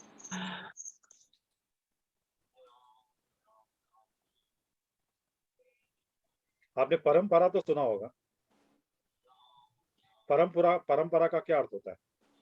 परम गुरु तो ये बृहस्पति देव नहीं है, जो planet Jupiter है, बृहस्पति देव. we'll come to that. तो जो परंपरा है उसका क्या अर्थ होता है? Tradition. हाँ? Tradition. Tradition. The जो lineage. पीछे से चला आ रहा है। हाँ, जो परंपरा चलती आ रही ना, उसमें श्रृंखला होती है गुरुओं की। जो भी प्रथा होती है उसमें श्रृंखला होती है। So that is परंपरा। तो परंपरा में जितने भी गुरु होते हैं ना, जो पहले के गुरु है, उनको हम परम गुरु कहते हैं। एक होता है परम गुरु और एक होता है आदि गुरु। आदि गुरु जो है, वहां से परंपरा आरंभ होती है। वो गुरु तत्व का स्रोत है। That's the beginning of whole गुरु परंपरा, आदि गुरु। करेक्ट? राइट। तो आदि गुरु में जो नाम आता है, पहला जो नाम आता है, वो है श्री बलदेव, बलराम। वो आदि गुरु हैं। भगवान कृष्ण के विषय में यदि जानना हो तो बलराम की आज्ञा लेनी चाहिए। और बलराम जी ने अवतार लिया था कलयुग में नित्यानंद प्रभु के रूप में, और भगवान कृष्ण अवतरित हुए थे चैतन्य महाप्रभु के रूप में। तो नित्यानंद प्रभु जो है वो आदि गुरु है। तो उन्होंने जो श्रृंखला शुरू की, अभी बलराम से फिर आगे जो श्रृंखला शुरू हुई, उसमें फिर ब्रह्मा जी आ गए, नारद मुनि आ गए, दूसरे सप्त ऋषि आ गए। अभी जो भगवान शिव है, अभी उन्होंने एक विशेष जो बात बताई भगवान शिव के विषय में, उन्होंने सीरियल का नाम दिया देवों के देव Mahadev.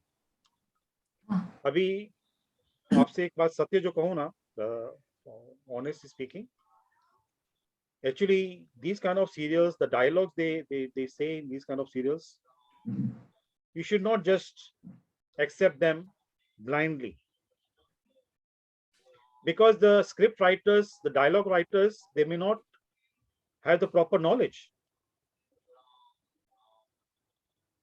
One has to be very, very careful, very mindful while watching these serials and before believing what is being shown, whether it is right or not.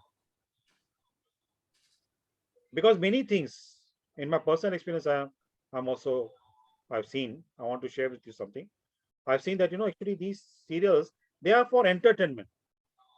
They are not for people's spiritual progress. They are for entertainment. The producers, directors, their main objective is to make money. Right? Now, all of them may not be the same in the same category, but most of them are like that. I want to share with you, in one of the sessions, I shared this with you before. Long time ago, in mid-90s, I visited Mumbai. I was in Mumbai at our place in Mumbai. On Sunday, they were showing Mahabharat serial. Not the original, not the one which was produced and directed by B.R. Chopra. This Mahabharat serial was produced and directed by Sanjay Khan. Many of you may know, right? Who is Sanjay Khan? Yes, film actor, Feroz Khan's brother. Feroz Khan's younger brother. Yeah. Right? And Sanjay Khan. So in that episode, I was watching, that episode showed, that conversation between Krishna and Draupadi. Now you'll be shocked when I'm going to say what I'm going to say. When you hear this, you'll be shocked. Krishna is telling Draupadi that I already have, I don't know the exact words, but this is the essence. I don't know the word to word that dialogue, but this is what the meaning of the dialogue was. I have already 16,108 wives. I cannot afford to have another wife. So I cannot marry you. But we can remain boyfriend and girlfriend. तुम मेरी सहेली बन के रह सकती हो. Now, when did this conversation take place? Krishna was treating Draupadi as a sister. How could he speak to her like that? And why would he speak to her like that? Now, this is the mentality, people they have. They completely twist the meaning of the slokas, the conversation. Now, the younger generation, supposing a teenager watching that serial, the teenager doesn't know about Mahabharata, he will accept it, right? The relationship between Krishna and Draupadi was boyfriend and girlfriend, extramarital affair. They were not officially married, but they maintained the relationship of boyfriend and girlfriend after marriage also. She had 5 husbands and Krishna had 16,100 wives. They had the extramarital affair. How offensive it is. How sinful it is. And now, unfortunately, see the ministers who are in charge of these kind of departments, entertainment departments, all that, they also don't know anything about it. So they won't object. They also won't object. Actually, it is the minister's responsibility, the ruler's responsibility, that what kind of knowledge is given to people. If they don't take charge and people get misguided, they have to take so much karma. That's why the kings used to be so careful, like Parikshit Maharaj. They would seek the advice from the rishis. What should I do? If they did not know something about the subject. But in Kali Yuga, सब चलता है, सब चलता है. फिर ब्राह्मण की power भी कम हो गई. Yes. क्षत्रिय की पावर बढ़ गई. Actually, ignorant people use this to justify their own behavior. That उन्होंने भी तो ऐसे किया था. So what are we? So correct. That is how they use it. Correct. वो पीने वाले को पीने का बहाना चाहिए ना, right? That's what in Mumbai we say, right? So they don't want to take responsibility of their misdeeds. They want to put blame on somebody else. Oh, उसने भी तो ऐसे किया था, तो मैंने किया तो क्या बड़ी बात हो गई? और वो तो भगवान है, हम तो इंसान हैं. That is what it is. हाँ, अगर भगवान का हो कैसा हो कर सकता है, हम तो साधारण मनुष्य हैं, तो हमसे अगर होगा तो क्या बुरी बात होगी? So yes, so because of this kind of the misinformation is spread around, people, they are misguided. So for this reason, with my folded hands, I'm requesting to you that try to find out the actual knowledge. Collect actual information. Don't get carried away by this entertaining serials. So coming back to this, she mentioned about Devokadev Mahadev. So in this kind of event, there was a serial about Lord Ganesha also. So many things, they showed. It was not mentioned in the Purana. And now many things which are mentioned shown in Devokadev Mahadev, not mentioned in Shiv Purana. Devokadev Mahadev should be based on Shiv Purana, the main Purana of Lord Shiva. So yes, coming back to this point, so yes, Lord Shiva also can be considered as Param Guru. But now, who is Lord Shiva's Guru? If you see many of the pictures, Lord Shiva is chanting on the beach. वो भी जपमाला पे जप करते रहते हैं ना, ध्यान करते रहते हैं. Right? Vishnu ji. Correct. Yes. उनके जो आराध्य देव हैं, वो विष्णु हैं, कृष्ण हैं. तो लेकिन वो भी परम गुरु के श्रेणी में है, क्योंकि परंपरा में आते हैं ना. तो जो भी गुरु परंपरा में आता है वो परम गुरु है. हमारे से जो ऊपर है वो परम. लेकिन हमें फिर देखना है आदि गुरु और परम गुरु के बीच में अंतर है. Brahma is not Adi Guru. Brahma is never considered as the main guru. No, Brahma also is considered as guru, because Brahma also is the prime disciple. जो परम शिष्य होता है वो परम गुरु बनने के योग्य होता है. ब्रह्मा जी परम शिष्य हैं. जो वेदों का जो उनको ज्ञान मिला ब्रह्मा जी को उनके हृदय में, वो भगवान विष्णु ने उनको दिया, नारायण ने दिया. तो ब्रह्मा जो है नारायण के परम शिष्य हैं, प्रथम शिष्य हैं. तो ब्रह्मा जी की जो परंपरा है उसको कहते हैं ब्रह्म नारद माधव गौड़ी संप्रदाय. ब्रह्मा जी से ज्ञान नारद मुनि को मिला, नारद मुनि से व्यासदेव को, व्यासदेव से फिर माधवेंद्रपुरी को. इस प्रकार से ये परंपरा चलती आई. तो वो कहते हैं ब्रह्म नारद माधव गौड़ी संप्रदाय. ये जो कृष्ण अंतरराष्ट्रीय भावना स्मृत की जो स्थापना हुई थी वो प्रभुपाद जी ने की थी, वो गौड़ी संप्रदाय है, वैष्णव संप्रदाय। शिव जी ने जो संप्रदाय चलाई उसको कहते हैं रुद्र संप्रदाय, जो उसमें फिर शंकराचार्य है, आदि गुरु शंकराचार्य जो कहते हैं, वो रुद्र संप्रदाय है। और लक्ष्मी जी की भी संप्रदाय श्री संप्रदाय।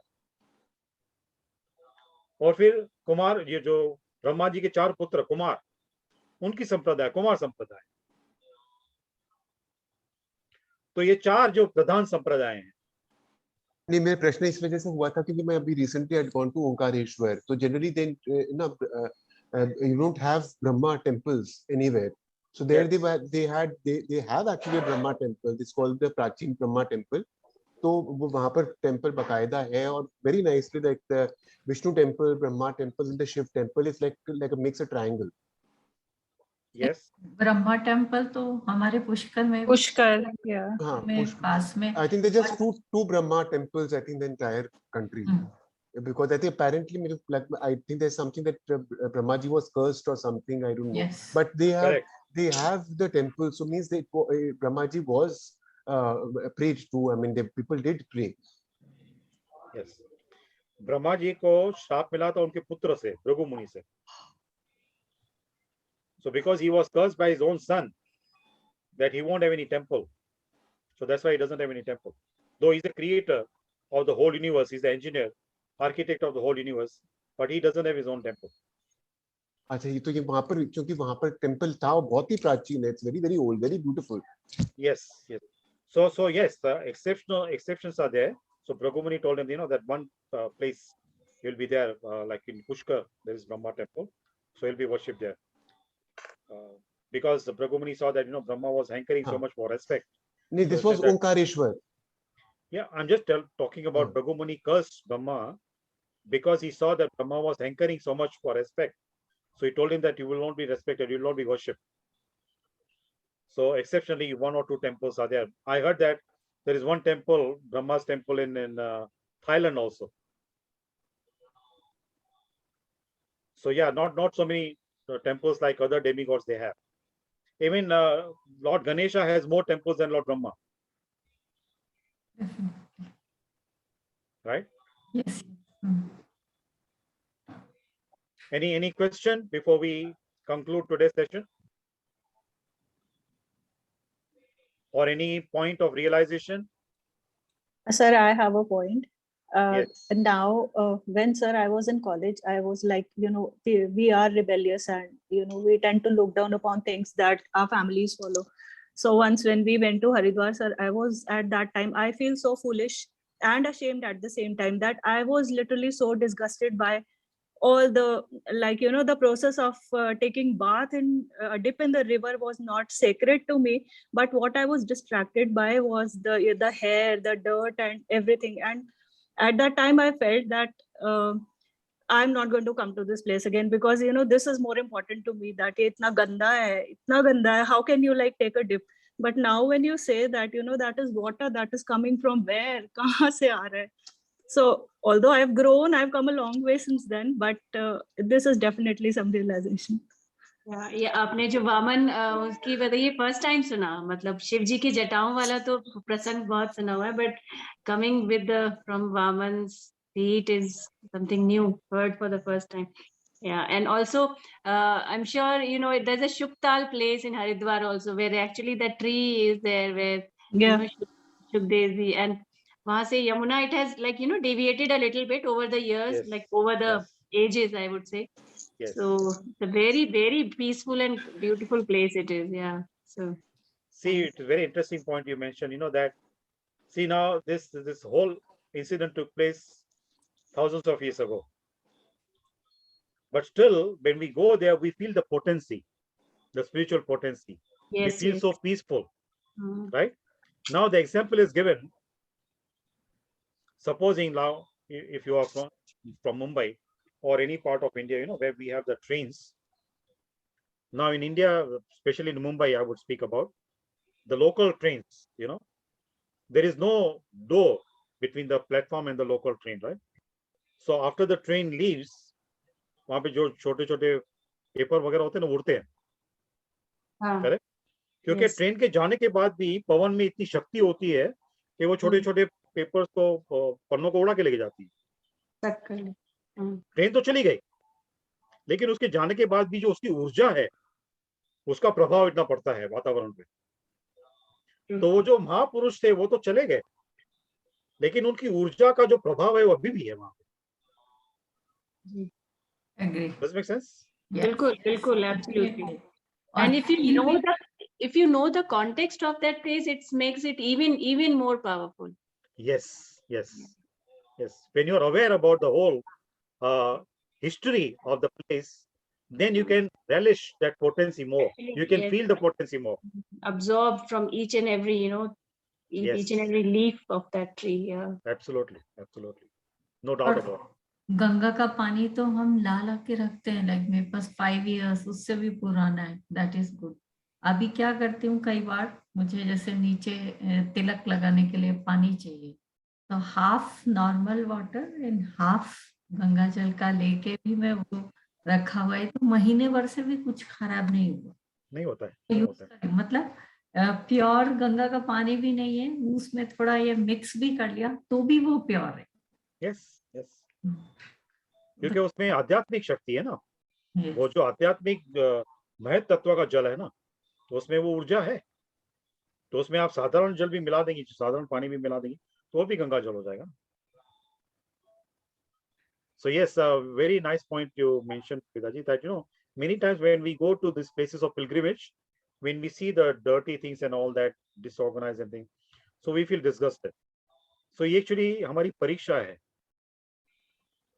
कि हमारा आध्यात्मिक स्तर कितना बड़ा है, कि हम खाली भौतिक संसार को ऊपरी स्तर पर ही देख रहे हैं या उसकी गहराई में जाके देख रहे हैं कि इसका आध्यात्मिक तत्व क्या है, कि उसको उन गुणों को हम अपनाने का प्रयास करते हैं कि नहीं, कि केवल बाहरी गुण देख के उसको छोड़ देते हैं, त्याग कर देते हैं। तो ये हमारी परीक्षा है। तो लेकिन ये कहने के बाद भी मैं कहना चाहूंगा कि actually we have to be very careful, and if you see somebody washing clothes, taking bath in the holy river, actually you should stop them. शास्त्रों में 13 प्रकार के अपराध बताए गए हैं, किसी भी पवित्र नदी के पास नहीं करने चाहिए। 13 प्रकार के अपराध, उसमें से एक अपराध है वहां पे जाके स्नान करना। मतलब ये वो मालिश करके तेल लगा के फिर साबुन लगा के लोग स्नान करते हैं, ऐसा नहीं करना। वहां पे वस्त्रों के साथ स्नान करना है। And then टोपी women लगाते हैं, combing their hair and throwing them there only on the banks. Very bad. Absolutely. Very big offense. Very big offense. लेकिन अभी बहुत क्लीन किया है। Now it is definitely very clean, ma'am. अब तो times have changed a lot. कुछ साल में ये हरिद्वार में और ऋषिकेश में बहुत क्लीनिंग हुई है और बहुत ज्यादा क्लीन, बहुत ज्यादा। तो खुद के लिए पानी चाहिए तो मिडिल में जा करके ले आना चाहिए। No, ma'am. Why I was sharing was कि आज की realization जो है, it is such a big contrast. It is like I was not that person, but then I was that also, and I am this person. So hopefully it's an ongoing journey. Yes, of course. Good कृपा। Always, always. आचार्य जी, जैसे बबीता जी ने कहा, मैं भी ऐसे ही थी, जैसे इन्होंने कहा, मैं शायद 9th या 10th में थी, और मैंने भी, मेरी जब ग्रैंड मदर ने पूछा तुम नहाई कि नहीं, तो मैंने कहा नहीं, मैं उस गंदे पानी से नहीं, मैंने थोड़ा सा पानी लेके छींटा मार लिया, बस मैं नहाई नहीं। जैसे इन्होंने कहा था, मेरे साथ भी ऐसे ही हुआ था। पर yes, you evolve with the age, We evolve. Yes, yes. No कि हाँ क्या सही है क्या गलत है। हाँ, तब मुझे वही चीज सही लगी। हाँ। मुझे एक किसी भारतीय भगत ने बात बताई थी, इस्कॉन के ही हैं वो भी, तो उन्होंने मुझे बताया था कि जब भी वो गंगा तट पर गए थे, तो वहां पर उसने देखा कि पानी बहुत गंदा था वहां पे, एक प्रकार से कहा जाए बहुत मैला था, बहुत मिट्टी थी वहां पे। तो वहां पे उसको संकोच हो रहा था कि मैं कैसे वहां से जल पीऊं, लेकिन उसका संकोच कैसे गया, उसने एक चाइनीज महिला को, वो भी इस्कॉन से ही है, वो महिला चाइना से थी, वो वहां पे यात्रा के लिए गई थी, पूरा इस तरह दोनों हाथ अंजुलियों से भर के पूरा वो जल ऐसे पी गई, मैला पानी। तो वो सोचने लगा, उसको एकदम ध्यान आ गया कि ये चाइना से आके उसको कोई संकोच नहीं हो रहा है। और हमारी तो संस्कृति है, हम तो बचपन से पढ़ते आ रहे हैं कि गंगा क्या है, और मैं संकोच कर रहा हूँ उसका खाली मैल देख के। फिर उसने भी अपनी उंगली भर के वो पी लिया पानी। तो कभी कभी क्या है, बाहरी दृष्टिकोण से हम देखते हैं कि हमको है ना, एक प्रकार से भारतीय होने से ये एक प्रकार से अहम भी है हमारे अंदर कि हमें दूसरे लोगों से अधिक पता है, ज्ञान अधिक है। लेकिन जब ये उस ज्ञान का कर्म में रूपांतरण करना होता है ना, तो हम नहीं करते। वो बोल देते हैं, प्रवचन दे देते हैं, लेकिन उस ज्ञान के अनुसार जब भी कर्म करना होता है ना, तो संकोच होता है। तो ऐसी शिक्षा हमें ना दूसरों से मिलती है कि जो भारत से नहीं है, भारत देश से नहीं है, लेकिन वो जब भी करते हैं ना, तो हम छोटे हो जाते हैं उनके आगे। आचार्य जी, मेरा एक प्रश्न था। मैं वहां पे हरिद्वार की आरती में एक टाइम गया था, तो ये है कि वहां पर जो आरती के टाइम पर ना ये चंदा इकट्ठा किया जाता है मेरे ख्याल से लोगों से। एटलीस्ट दैट टाइम ये कुछ होगा 10-20 साल पहले शायद, लगभग शायद 15 साल पहले। तो ये वहां पर जो पंडित जी थे, तो वहां पर वो बोल रहे थे कि नहीं, आप श्रद्धालुओं को कि आप नहीं, आपकी श्रद्धा कितनी की है आप उतना दीजिए ना। तो एक बेचारा अमीर आदमी था, तो उसने तो शायद 100 रुपए दे दिए थे उस टाइम, तो 100 रुपए काफी थे। तो और एक गरीब आदमी ने तो शायद 5 रुपए दिए। बहुत ही लग भी रहा था, जिससे जिस तरह से उन्होंने उसका पहनावा था। तो फिर उन्होंने बोला कि नहीं, आपकी तो श्रद्धा केवल 5 रुपए की है, और देखिए इनकी तो श्रद्धा, ये आप अपने आप को क्या समझ रहे हैं। तो बेचारा इतना वो शर्मिंदा हुआ कि उसने जो भी उसके पॉकेट में था ना, तो वो सारा निकाल कर दे दिया। तो it was like public embarrassment, to avoid. तो ये है। Yes. तो इस अगर सिचुएशन मुझे काफी बुरा लगा। मैं उसके बाद तो मैं Yes, हरिद्वार of बिल्कुल course. ही मुझे जाने का कभी मन ही नहीं किया। ऋषिकेश गया, हरिद्वार भी ऐसा है कि नहीं जाना चाहता। तो ये है कि उसमें उस इवेंट में क्या किया जाए। अब जो ब्राह्मण जो है, जो सीक्रेट मानते हैं जिन्हें, तो उनको ये भी नहीं बताया जा सकता नहीं आप गलत कर रहे हैं। हाँ, तो अभी ये देखिए, हाँ, ये तो बहुत ही लोगों के ऐसे अनुभव हुए हैं, बहुत सारे तीर्थ स्थान पर ऐसा होता है। लेकिन अभी देखिए, उसमें जो दोष है वो व्यक्ति का है, तीर्थ स्थान का दोष नहीं है, मंदिर का दोष नहीं है। यदि उस व्यक्ति का दोष देख के हम मंदिर जाना छोड़ दें, तो हमारी हानि होगी। अभी आपको भौतिक उदाहरण देता हूं। जो न्याय के विद्यालय होते हैं, लॉ कॉलेज, उसमें से कितने सारे वकील लोग डिग्री लेके निकलते हैं। कुछ वकील अच्छे होते हैं, कुछ एकदम बदमाश होते हैं, वो तो चोर उचकों का केस लड़ते हैं ज्यादा पैसे के लिए। तो उसके कारण भविष्य में कोई लॉ कॉलेज में नहीं जाएगा। अगर वो लॉ कॉलेज में नहीं जाएगा तो वो वंचित रह जाएगा ना लॉ पढ़ने से। तो उसमें लॉ कॉलेज का दोष नहीं है, वो व्यक्ति का दोष है कि उस ज्ञान का उपयोग कैसे करता है। अभी उसमें जो पुजारी है उसका दोष है कि उस पदवी का, उस परिस्थिति का वो कैसा दुरुपयोग करता है। तो उसमें मंदिर का दोष नहीं है। मुझे मन में कुछ ऐसे उसके प्रति कोई खराब ख्याल नहीं रखने चाहिए उस जगह के प्रति, चाहे मैं जाऊं ना जाऊं, पर मन में कुछ रखना नहीं चाहिए। नहीं, उसमें रखने का, अभी देखिए, ये तो वास्तविकता है ना। आप कोई मनगढ़ंत कहानी तो बनाते नहीं है। उस व्यक्ति का व्यवहार देखा तभी आपके मन में ऐसा विचार आया। आपने विचार तो अपने ओर से उत्पन्न नहीं किया ना। तो उसमें अपने आप को भी दोष नहीं देना चाहिए कि मुझे उसके विषय में बुरा नहीं सोचना है। अभी जो हो गया वो तो विचार आपके मन में आएंगे, तो उसके लिए अपने आप को भी दोष नहीं देना है आपको, क्योंकि उसमें आपका दोष नहीं है, उसमें उस व्यक्ति का दोष है। तो यदि आपसे हो सके तो उस व्यक्ति को पास में लेके जाके बोलते थे, पुजारी आप क्या कर रहे हो, ब्राह्मण हो क्या आप ऐसा काम करते हो। आपका ऐसा व्यवहार देख के कितने लोग आना छोड़ देंगे मंदिर में, तो उसका दोष आपके ऊपर लगेगा। यदि आपका व्यवहार देख के कोई मंदिर में आना छोड़ देता है, वो भगवान के दर्शन करने से वंचित रह जाता है, तो उसका जो बुरा प्रभाव है आपको सहना पड़ेगा। तो जो यदि समझदार होगा तो वो समझ लेगा। नहीं, वो क्योंकि वो तो क्योंकि इतने उसमें था, वो उस आदमी को तो लगा कि नहीं, सही बोला जा रहा है। पर मुझे दिख रहा था कि ये ये तो इनके तो सारे पैसे ले लिए, इनके लिए तो वो जो आई मीन 100 रुपए तो इनके लिए तो लाख 1.5 लाख रुपए का हिसाब किताब था सीधा, क्योंकि वो इतने पुअर थे, more than that maybe, much more.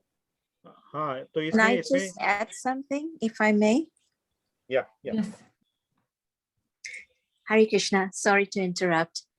But I was hearing the very nice discussions, and it's, I think Rahulji is the one who just pointed out now about what happened in Haridwar and how the Brahmana was differentiating between the donations given. So it's true that he should not have done that. That's not a right way to treat a bhakt who comes to the temple. However, I would also like to maybe raise awareness a little bit for everyone. I've personally also experienced this kind of treatment from the pandas and from the pandits when we go to the Holy Dham. Most recently, I experienced this in Jagannath Puri, and it's not a very pleasant experience. So our tendency is to criticize the pandit or the panda and say that, you know, how can they behave like this, and they are spoiling people's faith, and etc., things like that, which is true. The pandits also certainly need to be more sensitive and more careful about how they treat people and how they speak to people. But I think what we tend to forget is that these pandas and these priests, they also have to maintain themselves. They also have a family to support. They also have, you know, children to take care of, family members to take care of. And the reality in the world today is that these pandas and these pandits, they hardly get any kind of remuneration from the government. They hardly get any kind of money for their maintenance. And whatever they get, they have to try and get money from people who come to the temples. Now, if we contrast this in many other, you know, places like temples and mosques and other places, there's subsidy. The government gives them subsidy. The government gives them money to take care of their places of worship and everything. But the priests, the Hindu priests in the temples, in Hindu temples, hardly get anything by way of maintenance from the government. So how are they supposed to run their families? They also have a need for income. They also have to get the income from somewhere. So therefore, some of them have no choice but to resort to these kind of things to try and get money from the devotees who come to the temple. And many of us also, we also have a problem that when we tend to spend money quite easily on many different things. But when it comes to giving to in donation to the temple, and when it comes to giving dakshina or something to the priests or the pandits, then we start to stinge. We start to think that, oh, I don't want to give so much money. What's the point? A pandit has a very simple life. We shouldn't give him so much money or anything like this. My point is that the fault lies on both sides. One is that the priests, the pandits themselves have to be very mindful how they treat the pilgrims who come there, because, you know, they can easily break a person's faith if they don't treat them properly. At the same time, we also have to open our eyes and see that these people are also human beings. They also have a family to run, and they also need an income. And there's no support from the government. There's no support. They have to find the money themselves. And so they resort to trying to get money from the pilgrims. And, you know, people generally, our own mentality is like this. We may spend money on so many things. In Hong Kong, it's quite common to go out to a restaurant and easily spend $1,000, which is like 10,000 rupees on a meal, on just dinner. But when it comes to giving dakshina to the pandit or the priest or something, then we stinge and we think twice, and we think that we shouldn't give so much money. Why do we need to give so much money? So the fault lies with us also. When we don't treat the brahmanas properly, then therefore they have to resort to this kind of means in order to somehow get money to support themselves. So let's be aware. I'm not pinpointing at anyone. I'm just saying we should be aware of the bigger picture. Radhika ji, there was another case. I mean, like another time when I had gone with one of my gurujis to Vrindavan.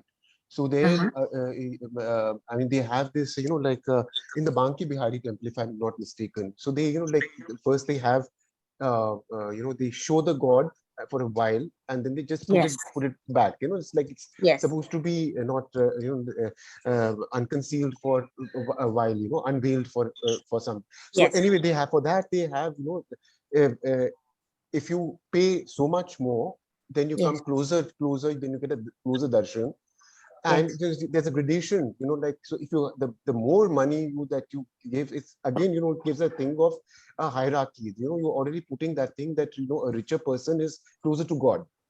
Correct. And Yes. also another thing is that when I was there and I saw, like about the donations, I felt that the Panditjis there, looking at them, they could probably do with a little bit less of eating, because I think that they were so Overweight. overweight, almost to the point of bursting. And outside there were these widows who were starving like anything, and like it was so actually whereas my Guruji gave the money there, but I went out and I gave the money which I was to give the things to the widows out who were there. They also had Bhagwan's name. They were also saying, they talk to you, the first thing which comes out is Bhagwan ka naam. Yes, no, you're absolutely right, Rahulji. And in at least in front of God, everyone should be treated equally, not that someone who has more money is given preference or anything like this. So at least in a temple, we should be able to expect fair treatment. However, this is the reality of the world today, because it's the same, not just, I know I've been to the Banki Bihari temple in Vrindavan, so I know what you're talking about. It's the same in Tirupati in the south. Also, you have so many, it's the richest temple. Yes. When we go to the temple, we actually step out of our reality. We want to see a place which is away from the reality of the world, which we see is, which we say that, okay, this is the ideal place. Now we got to be seeing the same reality which we have in our lives out in the temple. Yes. Then where have we stepped out? What is the pilgrimage all about? That's true. That's for us. That's from our perspective. When we go to the Holy Dham, when we go to temples, we don't expect to see this kind of preferential treatment or discrimination. That's from our perspective. But what about the people who are there? People who are working there, and that's their livelihood, So if they are also treated fairly and they're properly remunerated for the services that they do, then they won't have to resort to these kind of things. This is a different matter in terms of it's more of a socio-political situation. That it's a well-known fact that churches and mosques and all are subsidized by the government of India, but many temples are not. In fact, money is taken from the temples and used to support other places of worship. So there is a very discriminatory practice going on already, and it's showing its effect. A lot of times also the money of the temple is really not utilized. It's just keeping up, and it's never really utilized. I don't know about that, because utilization, for example, if you take the Tirupati temple, they are serving thousands of plates of prasadam every day. And there's so much, charitable work that is going on that's being done by them. So I think it's not fair to say that, all temples are like that. Maybe some for example, I would say that in Delhi, I'm talking from the Delhi perspective, we had the riots, and where there was not a single temple which opened up for the riot victims, irrespective of the religion. But we had gurdwaras opening up for all the gurdwaras in Delhi opened up their gates for the people. For them to stay. Yes, so that's a management issue, and that is something that again, it needs to be this highlights the mentality of us Hindus, highlights the mentality of us Indians. We call ourselves Hindus or Sanatan Dharmis, but we do not understand our own culture properly. We don't understand what is Sanatan Dharma. Just like all of us on this call just now, a few of us were sharing that when we went to the Holy Dham, all we could see was the dirt and the pollution and everything. And we didn't want to take bath in the holy river because we are looking at things through our material eyes. If that's why Gyan is so important. That's why it's knowledge, wisdom from Bhagavatam is so important. Because in the Shastras, we are clearly told that we have to see everything from the perspective of Shastra Chakshu. We have to see through the eyes of Shastra, not through our own mundane eyes. That's the problem, why we see so many problems happening in the world today, because we're seeing everything from our mundane perspective. But if we see through the eyes of Shastra, the perspective is completely different, and then we will not have all these issues that you're mentioning about, Rahulji. Anyway, I'm sorry, it's quite late and I should stop here. My apologies. I think I'm sorry that I started a wrong discussion. I think because instead of praising the holy places, we are all picking up faults with them. No, we're not finding faults with the Holy Dham. Let's just set the record straight. You know, what we are stating is what is the reality of what's happening right now. But I think the important takeaway point here is not to just, you know, find fault and say that, okay, they shouldn't do this, they shouldn't do that. Why is it like this? Why is it like that? If we can identify the problem, we also have to be part of the solution. Yeah, true. I've heard somewhere that it invites a huge karma on your part if you are willing to bypass people who have been standing in long queues and waiting, and then just because you have money to pay, you just bypass those people, or you have VIP passes and you go and take a darshan. So I think I've read somewhere, and I think I believe it also, that it does invite a huge karma, because there is a lot of people waiting in queue for darshan that we are just paying and getting in through. So it is up to us also. Somewhere we also are responsible for that. Yes, exactly. That's the point I'm making. You know? We can't point a finger at just the other person, the other party. To find fault with someone is very easy. But I think we also have to be aware that, you know, when we identify these kind of problems, we also have to see what have we done to contribute to this problem. Why does this problem exist today? What have I done in you know, directly or indirectly? What have I done to contribute to creating this problem? And I'm sure we can all agree that we also have played some part in creating this problem. And therefore, there's also some responsibility on our part to be a part of the solution as well. And so that's the point I'm trying to make. You know, it's very easy to point fingers at others. Certainly there's a problem. Certainly there's a lot of things that are not right, but we have to collectively work on the solution. Yes. It's very, you know, not just... Acharya ji has been listening to us silently for a long time. No, and I think also Acharya ji said no, that quality of Brahmanas is also not left because of being the Kali Yuga effect and all. So we can't expect them to be perfect, because they are also ultimately dealing with the bribery thing, corruption thing outside. They also have to, you know, pass on the money to some people. I mean, actually he also is bribing some policemen, maybe some, you know, education anyway. So he also is not that highly, you know, 100% Brahmana is following, and so he's taking that extra money to give you the darshan and all that. So it's like I mean, we can't really expect that temple area to be a perfect place. We cannot. I mean, it's not justified, I think.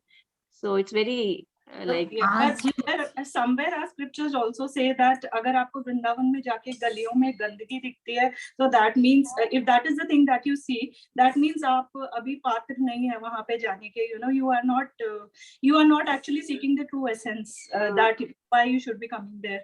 So it is again upon us only somewhere. अभी आज ही तो हमने पढ़ा है कि श्रृंगी ऋषि को ये श्राप मिला, तो श्राप मिला तो उनका संस्कार भी कम हुए, उनकी वैल्यू भी कम हुई. Actually, what our intent is, हम क्यों एक्सपेक्ट करें कि सब कुछ बढ़िया ही होगा? My intent is to donate, and then I should not worry कि this money is going to whom.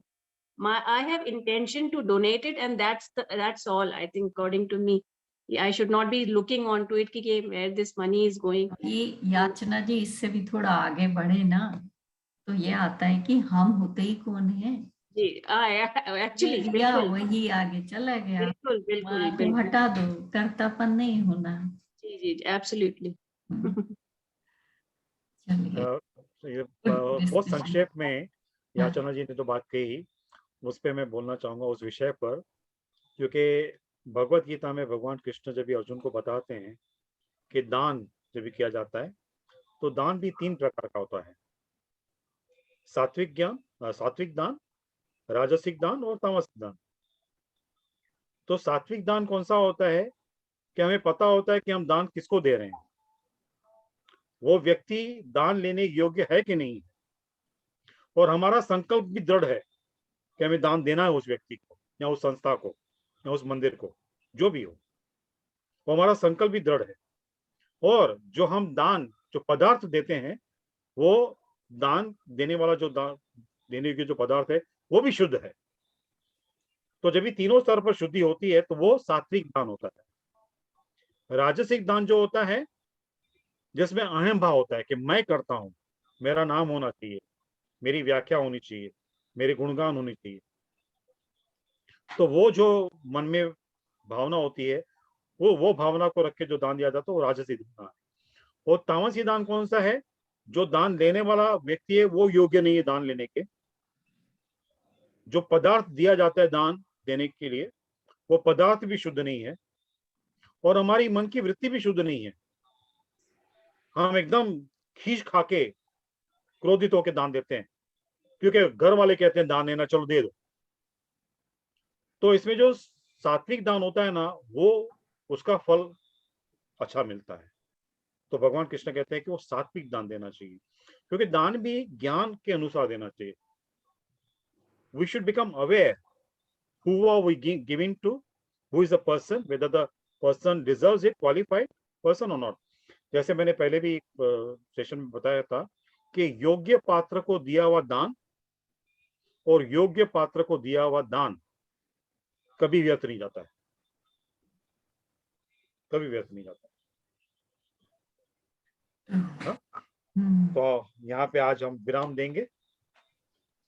हाँ, Thank you so much. Thank you very much. Thank you so much, everyone. Thank you so much. Thank you, Shakuntala ji. Thank you. Shakuntala ji. Thank you. Thank you, Acharya, Shakuntala ji, Radhika ji. Hare Krishna. Hare